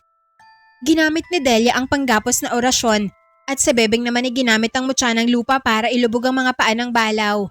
Kaya naman, hindi ito nakagalaw. Dali Diana, may tiwala ako sa'yo. Tapusin mo ng pangit na yan. Sige Bebeng, umanda ka sa akin. Mutya ng lupa at mutya ng hangin. Sa punyal ko ay sumalin. Nagliwanag ang dalawang mutya ni Diana sa medalyon nito at sumanib sa kanyang punyal. Kaya nagliwanag din ang punyal nito. Punyal ng mabaylan? Ako'y tulungan para magapi ko ang kalaban. Nagliwanag ang punyal at ang katawan ni Diana dahil nagising ang dugong engkanto nito at naging kulay puti pa ang mga mata niya. Nakita yun ni Nareha na nakamasid pala. Sige Diana, talunin mo ang alagad ni Garima. Ipakita mo kung sino ka aking pamangkin. Ipakita mo ang pinagsanib na lakas ng pating engkanto at babaylan. Sinugod ni Diana ang malaking balaw na sakto namang nakawala sa pagkakagapos sina Bebeng at Delia. Kaya sinuwag nito si Diana pero mabilis nakailag ito at pinutol ang dalawa nitong sungay. Napaatras ang balaw at dito ay tumilapon si Diana at sinaksak ng punyalang itim na bato sa noo ng balaw. At nagawa niya itong mabasag dahilan para lumabas ang itim na usok na kumakawala sa katawan ng balaw hanggang sa ang maskulado nitong katawan ay naging payatot na lamang. Ano ka ngayon? Ang payatot mo pala. Ang itim na bato lang palang nagpapalakas sa'yo. Mabilis siyang tinaga ni Diana sa leeg dahilan para maputol ang ulo nito at mamatay. Kaya nagawang mapatay ni Diana ang alagad na balaw ni Garima. Ano ka ngayon? Bulagta ka? Masamang balaw? Inang bagay sa'yo? Ang galing mo, Diana. Napatay mo ang balaw. Nga, ang galing ni Diana. Nabagsanib niya ang dalawang mutya niya sa punyal na manang. Oo nga eh. Kadalasan ay isang mutya lang ang kayang magamit ng tao. Pero itong si Diana, nagawang magamit ang dalawa? Ngumiti naman sa malayo si Nareha at nagwika. Magagamit talaga ni Diana ang dalawang mutya ng sabay dahil may dugo siya ng isang mataas na uri ng engkanto at ang pagsasanib sa dalawang mutya ay magagawa kung mataas ang kaalaman mo at ang iyong pananalig katulad ng mga babaylan. Nataglay din ni Diana. Kahanga-hanga ka aking pamangkin, pero nagsisimula pa lang ang pagsubok na kakaharapin mo at hindi pa ito ang oras para magkita tayo. Wika ni Nareha at lumayo na sa lugar. Ayaw niya na may makakita sa kanya kasama si Diana dahil tsak na magiging puntirya ito ng kalaban kapag nalaman na nag-umpisa ng ipunin ng mga mutya sa medalyon. Sakali kasi na nakatakas ang balaw ay siya mismo ang papatay dito para hindi na ito makapagsumbong pa. Balik naman sa tatlo, habang nag-uusap sila ay natigil ang pag-uusap nila nang dumating ang lola nila Delia at ni Bebeng na si Lola Betchay. Mga apo, ano nangyari dito? Bakit sira ang bahay niyo? At sino yung kasama niyong batang yan? Lola Betchay, siya po si Diana, ang bago ko pong kaibigan. Nasira po ang bahay namin dahil inatake po kami ng balaw, Lola. Ayun po ang bangkay niyo, oh. Pero hindi na ito nakita ni Bebeng dahil nga naglaho na ito. Alo? Nawala na pala, Lola? Naglalaho naman talaga ang mga bangkay ng mga engkanto kapag namamatay. Pero bakit kaya inatake ng balaw sa bahay niyo? Hindi naman nanunugod ang mga ganong uri ng mga nilalaang. Pakay ho ng balaw si Diana, Lola, at gusto siyang patayin. Isang anak ng babaylan kasi itong si Diana at balak siyang patayin ng ama ng balaw na yon. Kaya ayan, nilabanan namin at napatay. Nagawa niyong matalo ang isang balaw. Ang galing niyo naman. Pasensya na po kung nasira ang bahay nila, Bebeng. Dahil po sa akin, Lola Betchay. Huwag ka mag-alala, Diana. Wala ka namang kasalanan. Oo nga, huwag ka na mag-alala. Maayos naman yan, Diana eh. Isa ka palang batang babaylaan. Hindi na ako magtataka kung bakit nagawa niyong matalo ang balaw na yon. Siya sige na mga po. Mabuti pa. Bukas na lang natin ayusin ang sira sa bahay niyo. Mabuti pa. Magpahinga na kayo. Uuwi na lang din ako. Ayos na din na naman kayo. Tumango naman sina Delia at Bebeng at umuwi na nga si Lola Betchay sa kanila. Kinabukasan, maagang nagising si Delia para magluto ng kanilang agahan. At nang maluto na kumain na sila. Matapos kumain ay nagpaalam na si Diana kay na Bebeng at Delia para umalis na ito. Manang Delia, Bebeng, aalis na ako, ha. Maraming salamat sa tulong. At pasensya na, nung nasira ko pa yung bahay niyo. Wala yun, Diana. Mag-iingat ka ha. Sana magtagumpay ka sa mission mo. Nga, huwag kayo na mag-alala, Diana. Maayos naman yung bahay namin eh. Tsaka mag-iingat ka. Gusto nga sana kating samahan. Kaso baka pagalitan ako nila nanay at tatay. Kasi hindi ako nakapagpaalam sa kanila. Wala kasi sila dito ngayon. Ayos lang yun, Bebeng. Ako na lang. Maraming salamat ulit, ha. Niyakap ni Diana si Bebeng at umalis na. Pinabaunan pa ito ni Delia ng kanyang makakain bago ito umalis. Samantala, sa kalaban naman itong si Garima, ay inis ito dahil hindi dumating ang alaga niyang balaw na uutusan niya din sana na hanapin si Nareha o ang pamangkin nito. Pero walang balaw ang dumating. Ano kaya nangyari sa alaga kong balaw? Bakit hindi ito nakapunta? Kaya naman pinahanap niya ito sa kanyang mga alagad. Samantala, isa pa nilang kalaban na si Hedra ang pinuno ng mga gabunan. Ay alam na nito na patay na ang alagad ng si Melda at hindi na nga ito makita. Visit? Sino kaya ang pumatay kay Melda?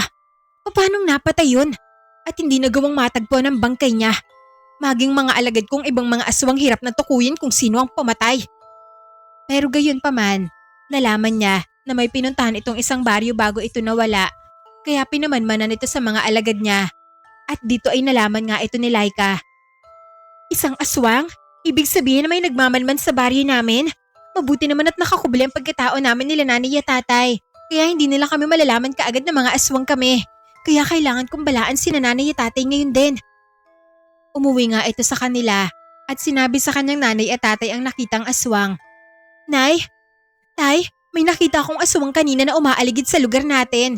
Hindi ko alam kung sinareha ang pakay o kasama yun ang napatay namin ni Diana. Ganun ba? Lucas, maganda ka. Baka mapapalaban na naman tayo. Huwag na ho kayo mag-alala, Nay. Isa lang naman yung aswang na kadwang. Makakaya ko yun. Lalabanan ko mag-isa yun. Sigurado ka ba, anak? Opo, Nay. May bertad din naman po akong bigay ng kapre, kaya may kabal ako. Kaya hindi niya ako basta-basta masasaktan.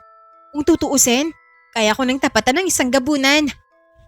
Pero hindi ba mapanganib kung patayin mo ang umaaligid na aswang na yun sa baryo natin? Baka lalo tayong paghinalaan, anak. At mas marami pang pumunta dito. Alam ko na ho yan, Nay. May plano ako. Ngayong wala dito si Diana, ako ang magtatanggol sa mga tao sa baryong to.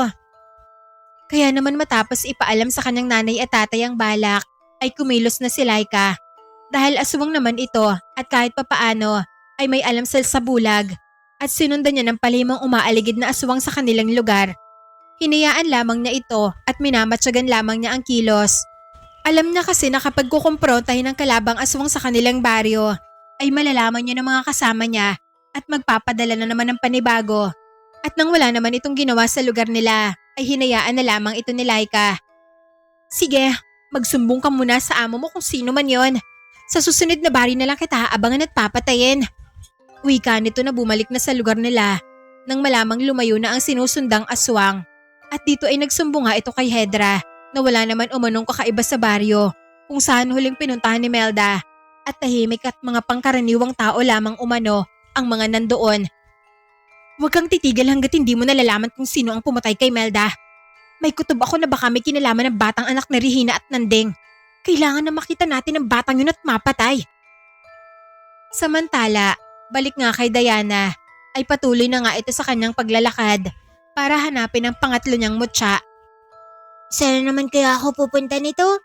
Lumakad si Diana at dahil tanghali na, ay naghanap ito ng pwede niyang kainan at dito nga ay naupo ito sa may gilid ng daan sa may ugat ng malaking puno para doon kumain.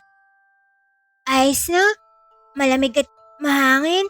Kaya maaari na akong kumain ngayon. Naupo nga si Diana para sana kumain nang may dumaan na isang batang kasing edad lamang nito at may dalang 1 litrong soft drinks at lumapit sa kanya. Ramdam ni Diana na biglang uminit ang medalyon nito kaya alam niya na may kakaiba sa batang lumapit sa kanya. Bata, magandang araw. Bakit ka dyan kumakain? Mag-isa ka lang ba? Oo, mag-isa lang ako. Saka makulimlim kasi dito sa ilalim ng puno eh. Kaya magandang kumain dito at presko. Ah, ganun ba? Ako nga pala si Agua. Ikaw, anong pangalan mo? Diana? Ako si Diana. Diana? Ang ganda naman ng pangalan mo. Alika, nung tayo kumain sa bahay namin, may dala akong soft drinks oh. Agna Agua, nakakaya, dito na lang ako. Ako lang naman ang tao sa bahay namin, Diana. Wala doon si nanay. Nasa pwesto naman sa palengke. Kaya halika na, sama ka na sa akin. Dahil sa sinabi ng batang si Agua na mag-isa lang ito, ay sumama na lamang si Diana sa kanya. Agua, bakit ikaw lang mag-isa sa bahay niyo? Nasaan ang tatay mo? Kasama din ba ng nanay mo sa may palengke? Hindi, Diana. At wala ng tatay ko. Napatay siya ng aswang ng araw na isinilang ako. Ganun ba? Pero ayos lang naman. Kahit mag-asa ako, kaya ko naman ng sarili ko eh. Ikaw ba? Bakit ka naglalakad mag-isa at walang kasama? Nasaan ang nanay at tatay mo? Mahabang kwento Agua eh. Sa inyo na lang natin pag-usapan. Mahirap dito eh. Sige. Kaya naman sa kanilang bahay na lamang nila Agua sila nag-usap. Pagdating ay ipinaghanda ni Agua si Diana ng makakain. Eto, may adobong baboy tita Diana oh. Masarap yan. Ako ang nagluto niyan eh. Talaga Agua? Ang galing mo naman. Oo, kasi ako lang palagi ang nandito sa bahay. Ayoko naman sumama kay nanay sa palengke. Kakabaryang dun eh. Kaya naiiwan ako dito. Ganun ba? Pero ramdam ko na kakaibang bata ka Agua. Tama ba ako? Oo, kasi may mutya ka Diana. Tsaka ikaw din naman eh. Kakaibang bata. At naramdaman ko kanina nang uminit ang mutya ko. Oo, eto oh. Inilabas ni Diana ang kanyang medalyon para ipakita yun kay Agwa. Wow, ang ganda naman ng Diana. May dalawang bilog no. Mga mutya pa yan. Agwa, isang mutya ng lupa at mutya ng hangin. Kailangan ko pang hanapin ang mutya ng apoy at tubig. Yung isa Diana, kasi 5 naman ang lagayan niya no. Hindi ko pa nga alam Agwa eh. Pero hahanapin ko muna ang mutya ng apoy at tubig. Yun muna ang uunahin ko ngayon. At dito ay may inilabas na bato si Agwa at nagulat si Diana nang makita niya ito. Meron ako nito Diana oh. Mutya ng tubig. Dahil dito, hindi ako tinatablan. Kasi parang nagiging tubig lang ang katawan ko eh. May mutya ka pala ng tubig Agwa? Bagay sa pangalan mo. Angay. Pwede bang pahawak? Oo ba? Pero hindi mo naman ito mahahawakan Diana eh. Eto oh. Kinuha nga ni Diana ang mutya at nagulat si Agwa nang magawa yung mahawakan ni Diana. Oo? Ang galing. Nagawa mong hawakan ng mutya ko Diana. Agwa, isa akong babaylan na may lahing antingero eh. Kaya siguro ganun. Babaylan na may lahing antingero? Teka, oo nga, ipapakilala sa kaibigan kong si Teria. May lahi din silang babaylan ng nanay niya. Matapos natin kumain, puntahan natin siya sa kanila. Sige. Ito na ang mutya mo Agwa oh. Itago mo na yan. Sige.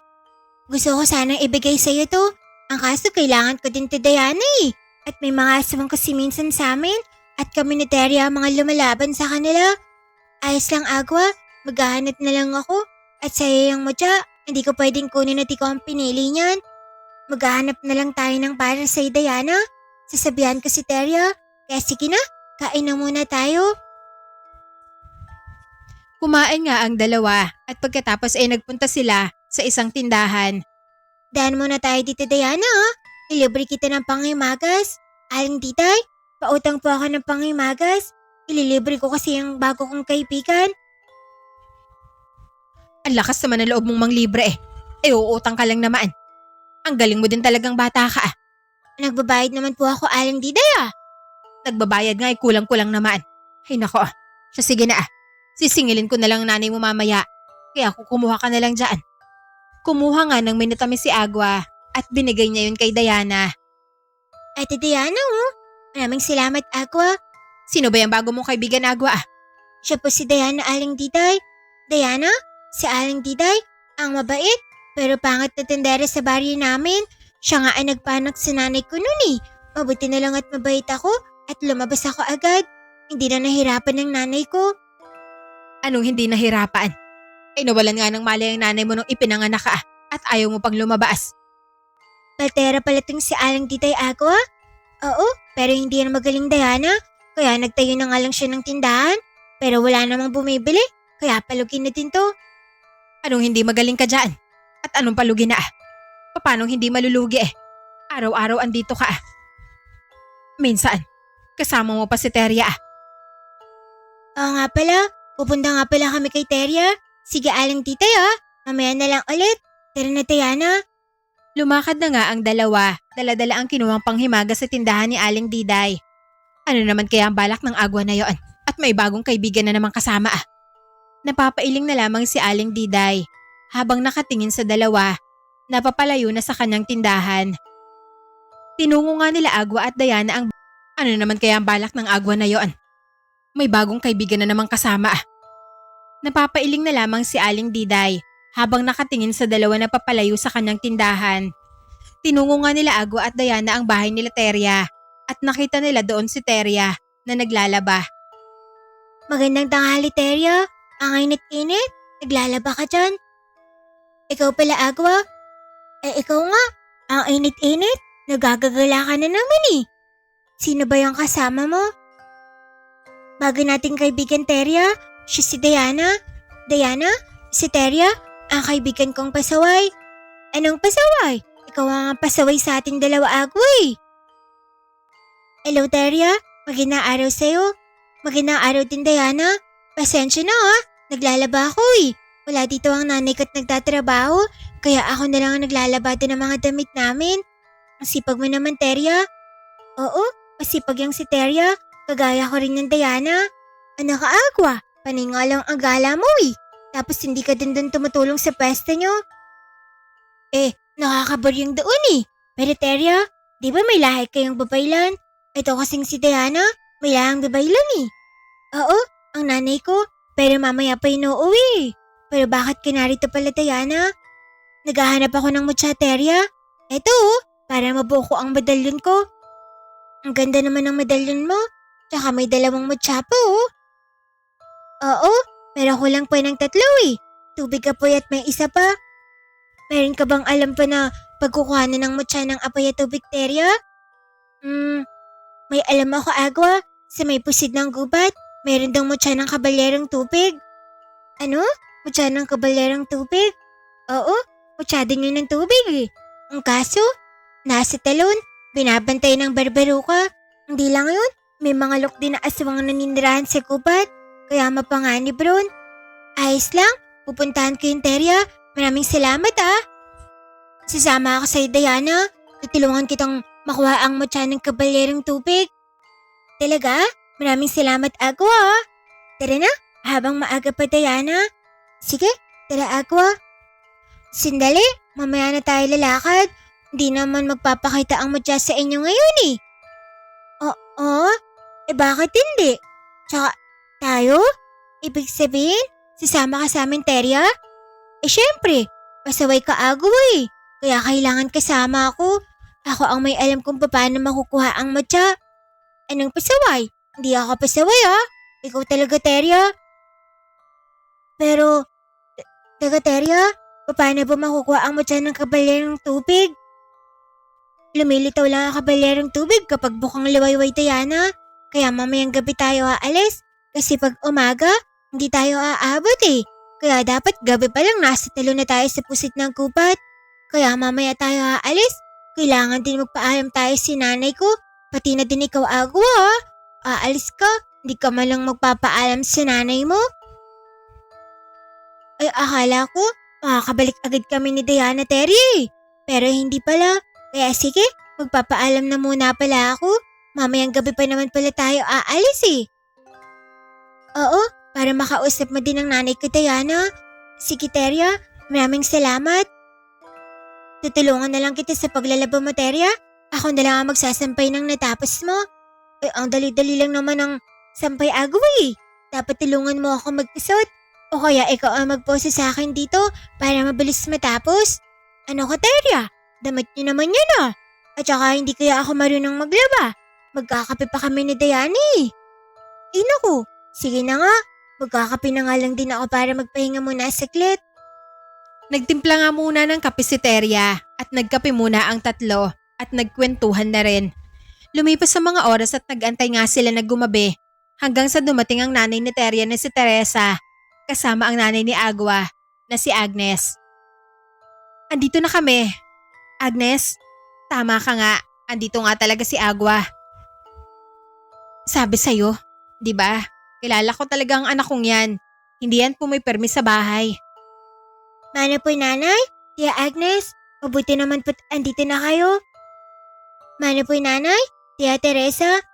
Magandang halimbawa talaga tong si Terya kay Agwa Teresa Kita mo, nagmamano pa sa akin yung anak ko na dati naman ay hindi. Oo nga eh.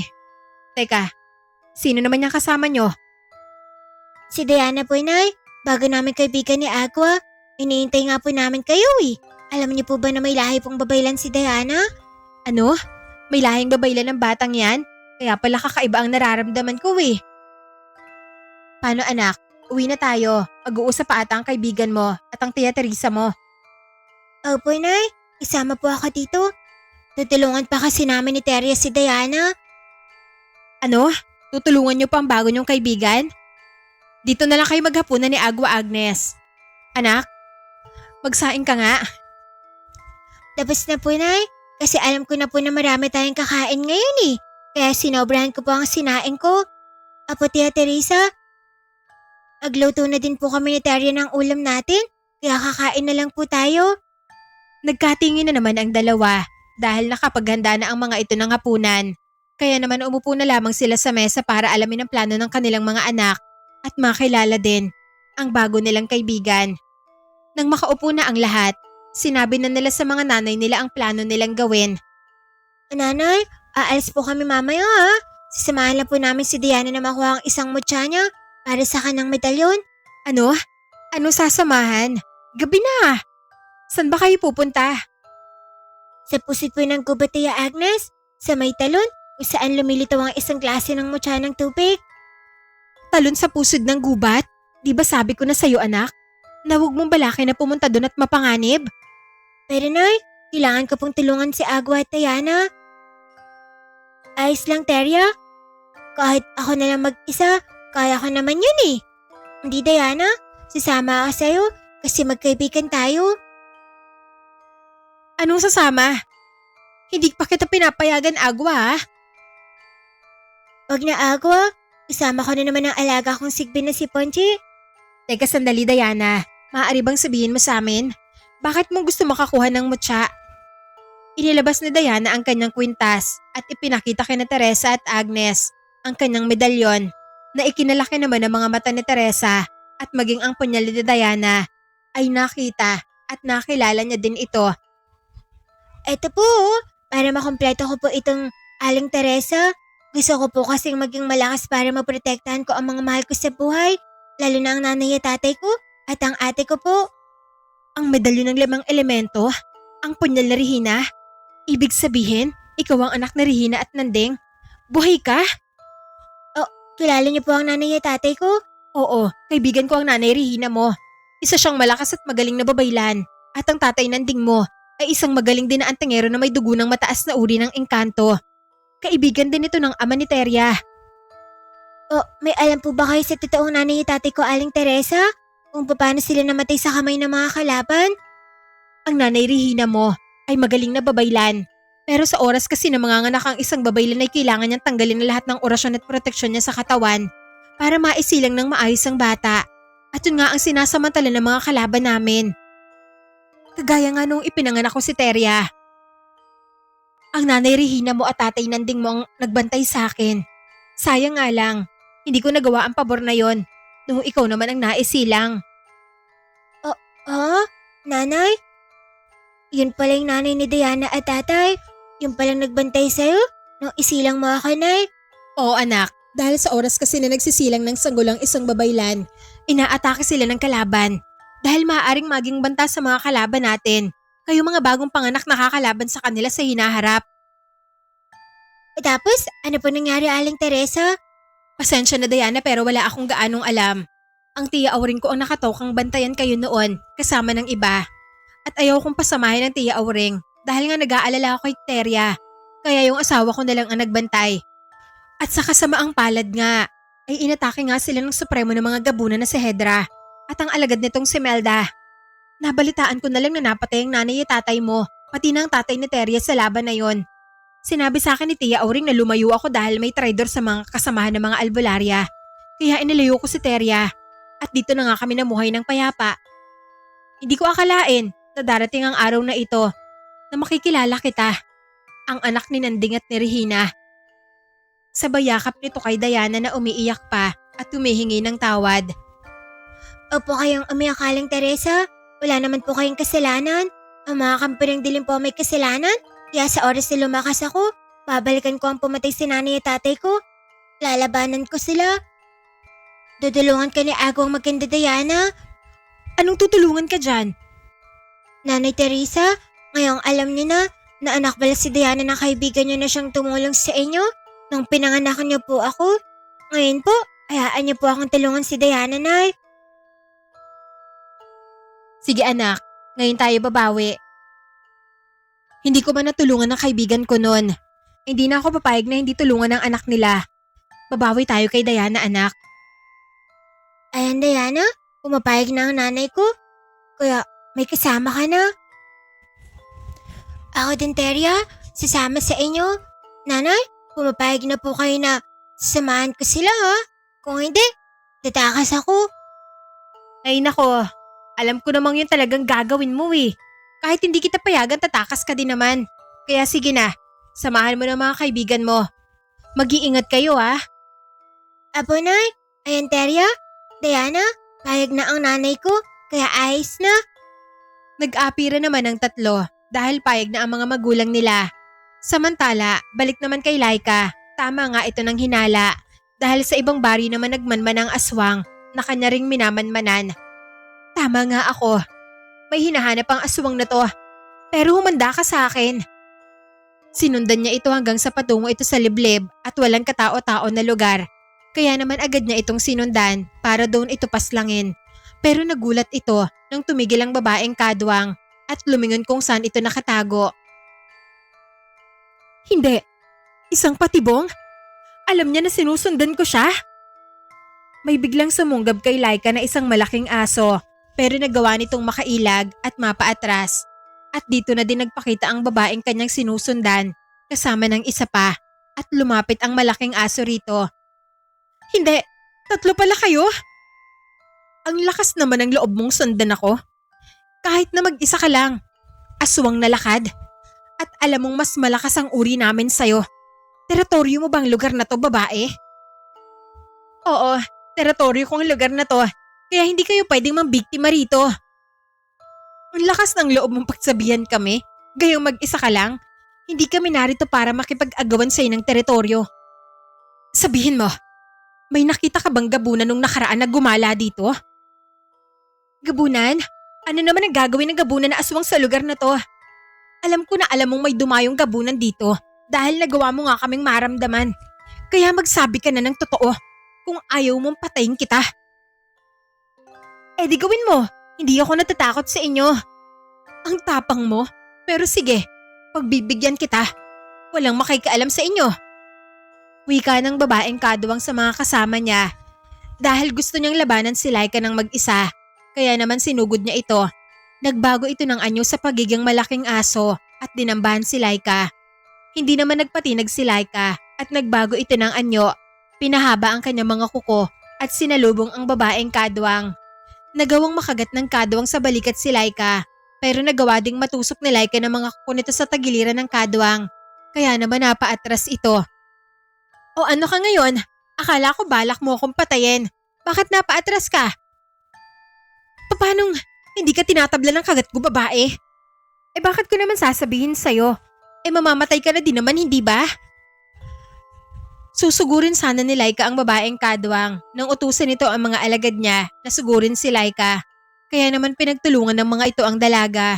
Pero dahil sa bertod ng kabal ay nagagawa niya makipagsabayan sa dalawang kadwang na kalaban nito at nagawa pa niyang mapatay ang mga ito at nagtamo lamang ng maliliit na sugat si Laika. Hindi, paano mo napatay ang mga alagad ko? Mas malakas kaming uri ng aswang kaysa sayo. Huwag mong maliitin ang kalaban mo. Dahil lang mas mahina ito sa'yo. Dahil pwedeng maging malakas ang mahihina. Lalo na kapag may pinuprotektahan sila. Babalikan kita at humanda ka. Magdadala ako ng mas marami pang mga alagad. Nagbago na ng anyo ang babaeng kadwang at tatakbo na sana nang may sumunggab sa kanya na dalawang aswang at pinagtulungan siya ng mga ito. Dahil sugatan na ang babaeng kadwang sa ginawa ni Laika, ay wala na itong nagawa laban sa dalawang aswang na lakad na sina Lucas at Lucia na sumunod pala kay Laika. Nay! Tay! Ano ginagawa niyo ho rito? Ano pa? Eh di sinusundan ka. Alangan na mapabayaan ka lang namin, anak. Anak ka din naman namin, Laika. Kaya hindi kami napapanatag ng tatay mo kapag alam namin may kinakaharap ka. Pamilya tayo. Tayong apat nila Diana. Kaya habang hindi pa nakakabalik si Diana, ay tayong tatlo ng tatay Lucas mo ang magpuprotekta sa mga tao. Sige po, Nay. Dali, Lucas, iligpit natin ang mga bangkay ng mga kadwang para walang may makakita at huwag tayo mag-iwan ng marka o maging bakas man lamang. Tumango naman si Lucas at iniligpit nga nila ang mga bangkay ng mga aswang na kanilang napatay para walang maging bakas at hindi malaman ng mga kalaban nila na doon namatay ang mga pinadala nilang mga aswang. Naisip ng mag-asawang Lucas at Lucia na dalhin sa ibang lugar ang mga bangkay at doon itapon para malihisan kung sino mang mga nagmamanman sa baryo nila. Kaya yun na nga ang ginawa ng mag-anak. Samantala, balik naman kay Diana sa bahay nila Teria ay naghanda na ang tatlo para puntahan ang talon sa pusod ng gubat kung saan nagpapakita ang mga mutya ng tubig. Teria, anak, tandaan mo, nasa likod ang kahinaan ng berberuka. At huwag kayo magpapalinlang sa ganda at inosenteng wangis ng mga lok. Malakas na maligno at aswang ang kakaharapin yung tatlo. Agwa, Terya, Diana, mag-iingat kayo ha. Apo, Nay. Sige po, mag-iingat po kami. Kami pong bahala, Aling Teresa, kaya wag po kayo mag-alala sa amin. Sa'yo nga ako nag-aalala eh. Huwag kang sugod ng sugod basta-basta Agwa ha. Apo, Nay, huwag kayong mag-alala. Ligtas na uuwi si Agwang maganda, si Teryang pasaway, at si Dianang babaylan. Ano ka, Agwa? Ikaw nga ang pasaway sa atin eh. Sige na, lumakad na kayo. Diana, tandaan mo, bago magbukang liwayway, dapat nasa talon ka na at kunin mo ang mutya ng tubig. Bago pa ito masikatan ng araw. Dahil kapag hindi mo magawang hawakan yung Diana, maglalaho ang mutya. At uulit kayo sa umpisa. Sige po, Aling Teresa. Maraming salamat po sa'yo. Tara na, Agwa. Terya. Sige, tara na. Lumakad na nga ang tatlo at tinungo ang bundok kung saan araw ng talon na may nakatagong mutya. Habang naglalakad ang tatlo, ay ramdam nilang isang presensya na nakasunod sa kanila kaya naman napatigil sila. Terya, Diana, ramdam niyo pa yun?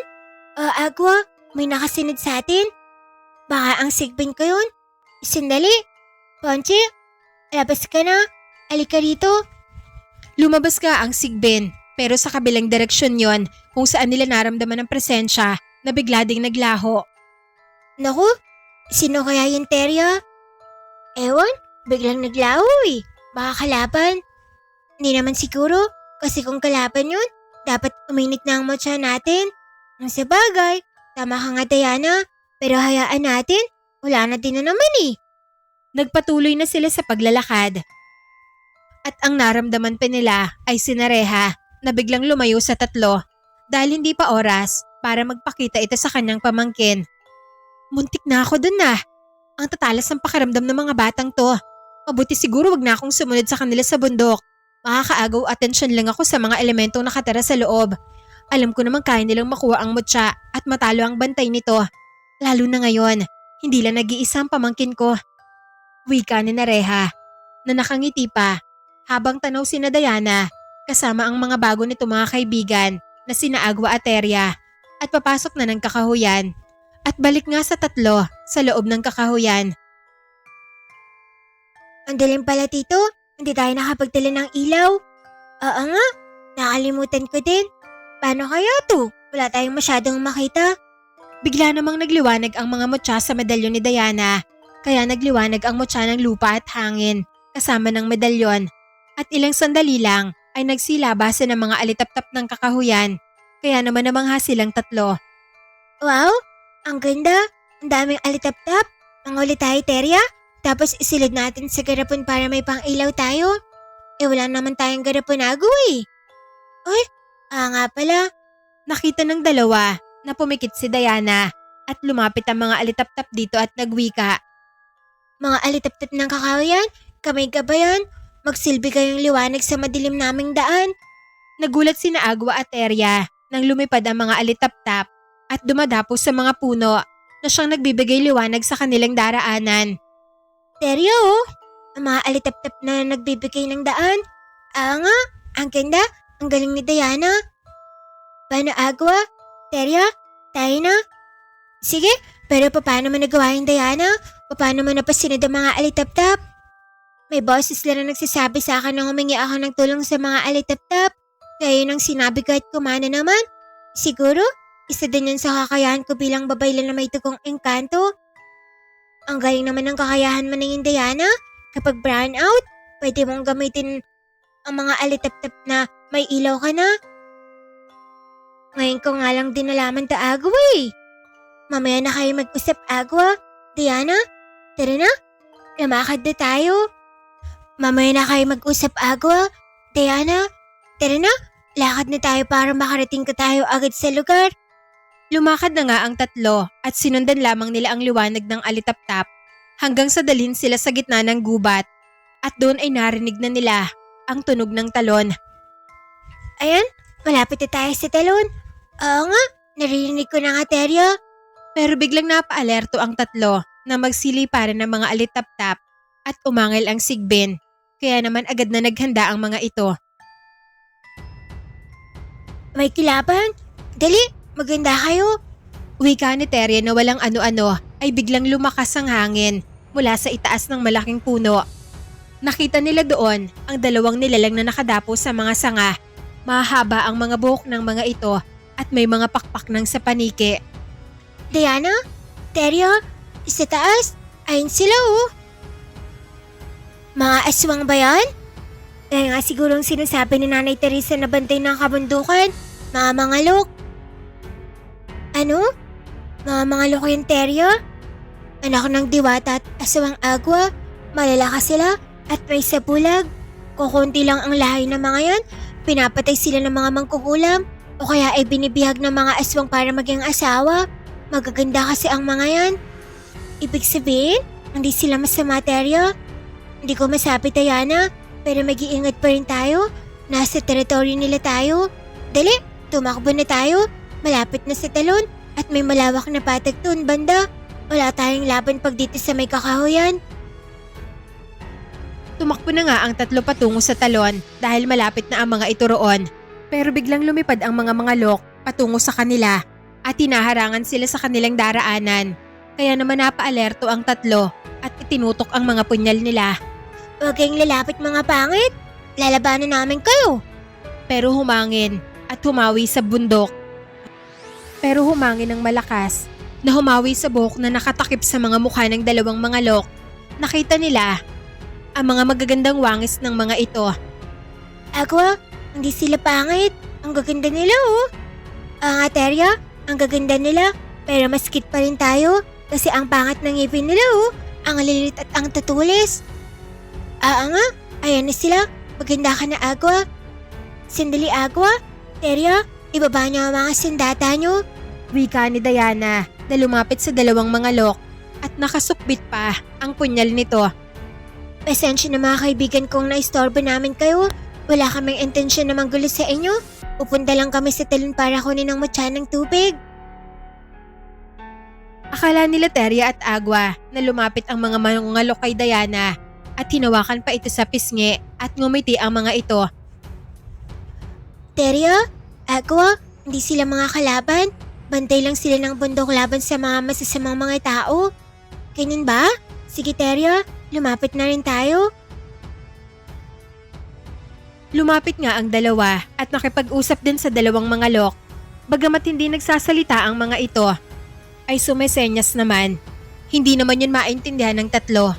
Pero ang ibig ipahiwatig ng mga mangalok ay mag-ingat sila dahil may mga malignong nakatira sa talon kaya hinaharangan sila ng mga ito para wag silang makalapit. Pero sa gitna ng pag-uusap nila ay isang malakas na tubig ang umatake sa isang mangalok dahilan para mabutas ang katawan nito. Nakita nila Terya, Agwa at Diana na ang berberuka ang may gawa noon. At sa galit ng isang mangalok dahil sa nangyari sa kasama niya ay sinugod niya ang berberuka. Pero kagaya ng isa ay pinatamaan din siya ng malakas na atake ng tubig. Nagawa niya yung masangga gamit ang pakpak nito. Pero dahil sa lakas ay napatilapon nito at bumangga sa puno. Nabali pa ang mga pakpak nito. Narinig pa nila Terya, Agwa at Diana ang pagtawa ng halimaw na berberuka dahil sa nangyari sa mga mangalok. Nagalit si Diana at Agwa at sabay nilang sinugod ang berberuka. Kagaya ng mga nangyari sa mga mangalok, ay inatake din sila nito ng malakas na tubig mula sa talon. Pero sinanggayo ni Agwa gamit ang mutya niya ng tubig at maging si Diana gamit din ang mutya niya ng hangin para salagin ang atake ng berberuka. Mutya na aking taglay, sanggayin mo ang atake ng aking kaaway. Mutya ng hangin, ako'y tinggin, protektahan mo ako sa atake ng kampo ng dilim. Sabay na nagliwanag ang mga mutya ng dalawa at sumalag sa atake ng berberuka. Umada ka sa akin na bakit ka? Oo nga, di ka namin mapapatawad sa ginawa mo sa mga kaibigan namin mga mangalok. Sinugod ng dalawa ang berberuka gamit ang kanilang mga punyal. Pero gamit ang mga mahahaba nitong mga kuko ay sinalag niya ang pag-atake ni Agwa at Diana. At dito sa likod niya ay lumabas pa ang ilang malignong kakampi ng berberuka at ito ay ang mga mantiw.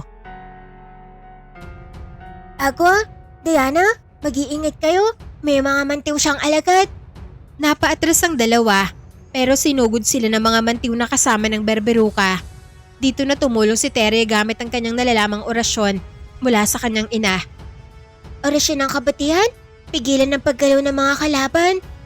Sabay angat ng kwintas nito na nagliwanag na siyang nagpatigil sa galaw ng mga mantiw maging ng berberuka. Dali Agwa, Diana, tapusin niyo na ang mga pangit na yan. Sinugod nila Agwa at Diana maging ng Sigbin ang hindi makagalaw na mga mantiw at pinagtataga ang mga ito sa ulo. Pero hindi naman inaasahan ni Teria na mabilis na makagalaw ang berberuka at inatake nito ng tubig si Diana. Pero biglang dinambahan ng Sigbin si Diana kaya naman hindi ito tinamaan. Ang Sigbin nito ang nagawang matamaan ng malakas na tubig dahilan para mapatilapon din ito at bumangga sa puno at napasuka pa ng dugo. Kaya nang makita ito ni Diana ay galit na galit ito. Umanda ka sa ginawa mo sa alaga ko. Walang haya kang berberuka ka. Inangat ni Diana ang punyal nito at nag-orasyon. Punyal ng babaylan, ako'y pakinggan. Higupin mo ang lakas ng aking mga mutya sa katawan. Nagliwanag ang punyal maging ang dalawang mutya sa medalyon ni Diana at humangin pa ng malakas. Ramdam din ito ni Nereha sa labas ng bundok. Kaya alam nang nakikipaglaban ngayon si Diana. Pero lingid sa kaalaman niya ay hindi lang siya ang nandoon dahil may nakamasi din palang alagad ni Hedra na aswang ang malapit sa talon at nakikita niya ang laban ni Diana mula sa berberuka. Habang nag-oorasyon si Diana ay ganon din ang berberuka at nagpalabas ng malaking kumpol ng tubig na inatake si Diana. Pero hindi yun umabot sa bata dahil sa malakas na hangin na nakapalibot dito na gawa ng mutya ng hangin.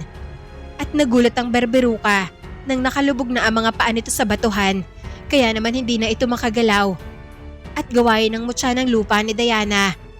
Dahil doon ay naghanda na si Diana na sugurin ito pero hindi nagpatalo ang nilalang at naghanda pa ng isa pa sanang atake nang biglang may tumama sa kanyang tubig din na parang sibat na tumago sa katawan nito at si Agwa naman na may gawa noon gamit ang kanyang mutya ng tubig.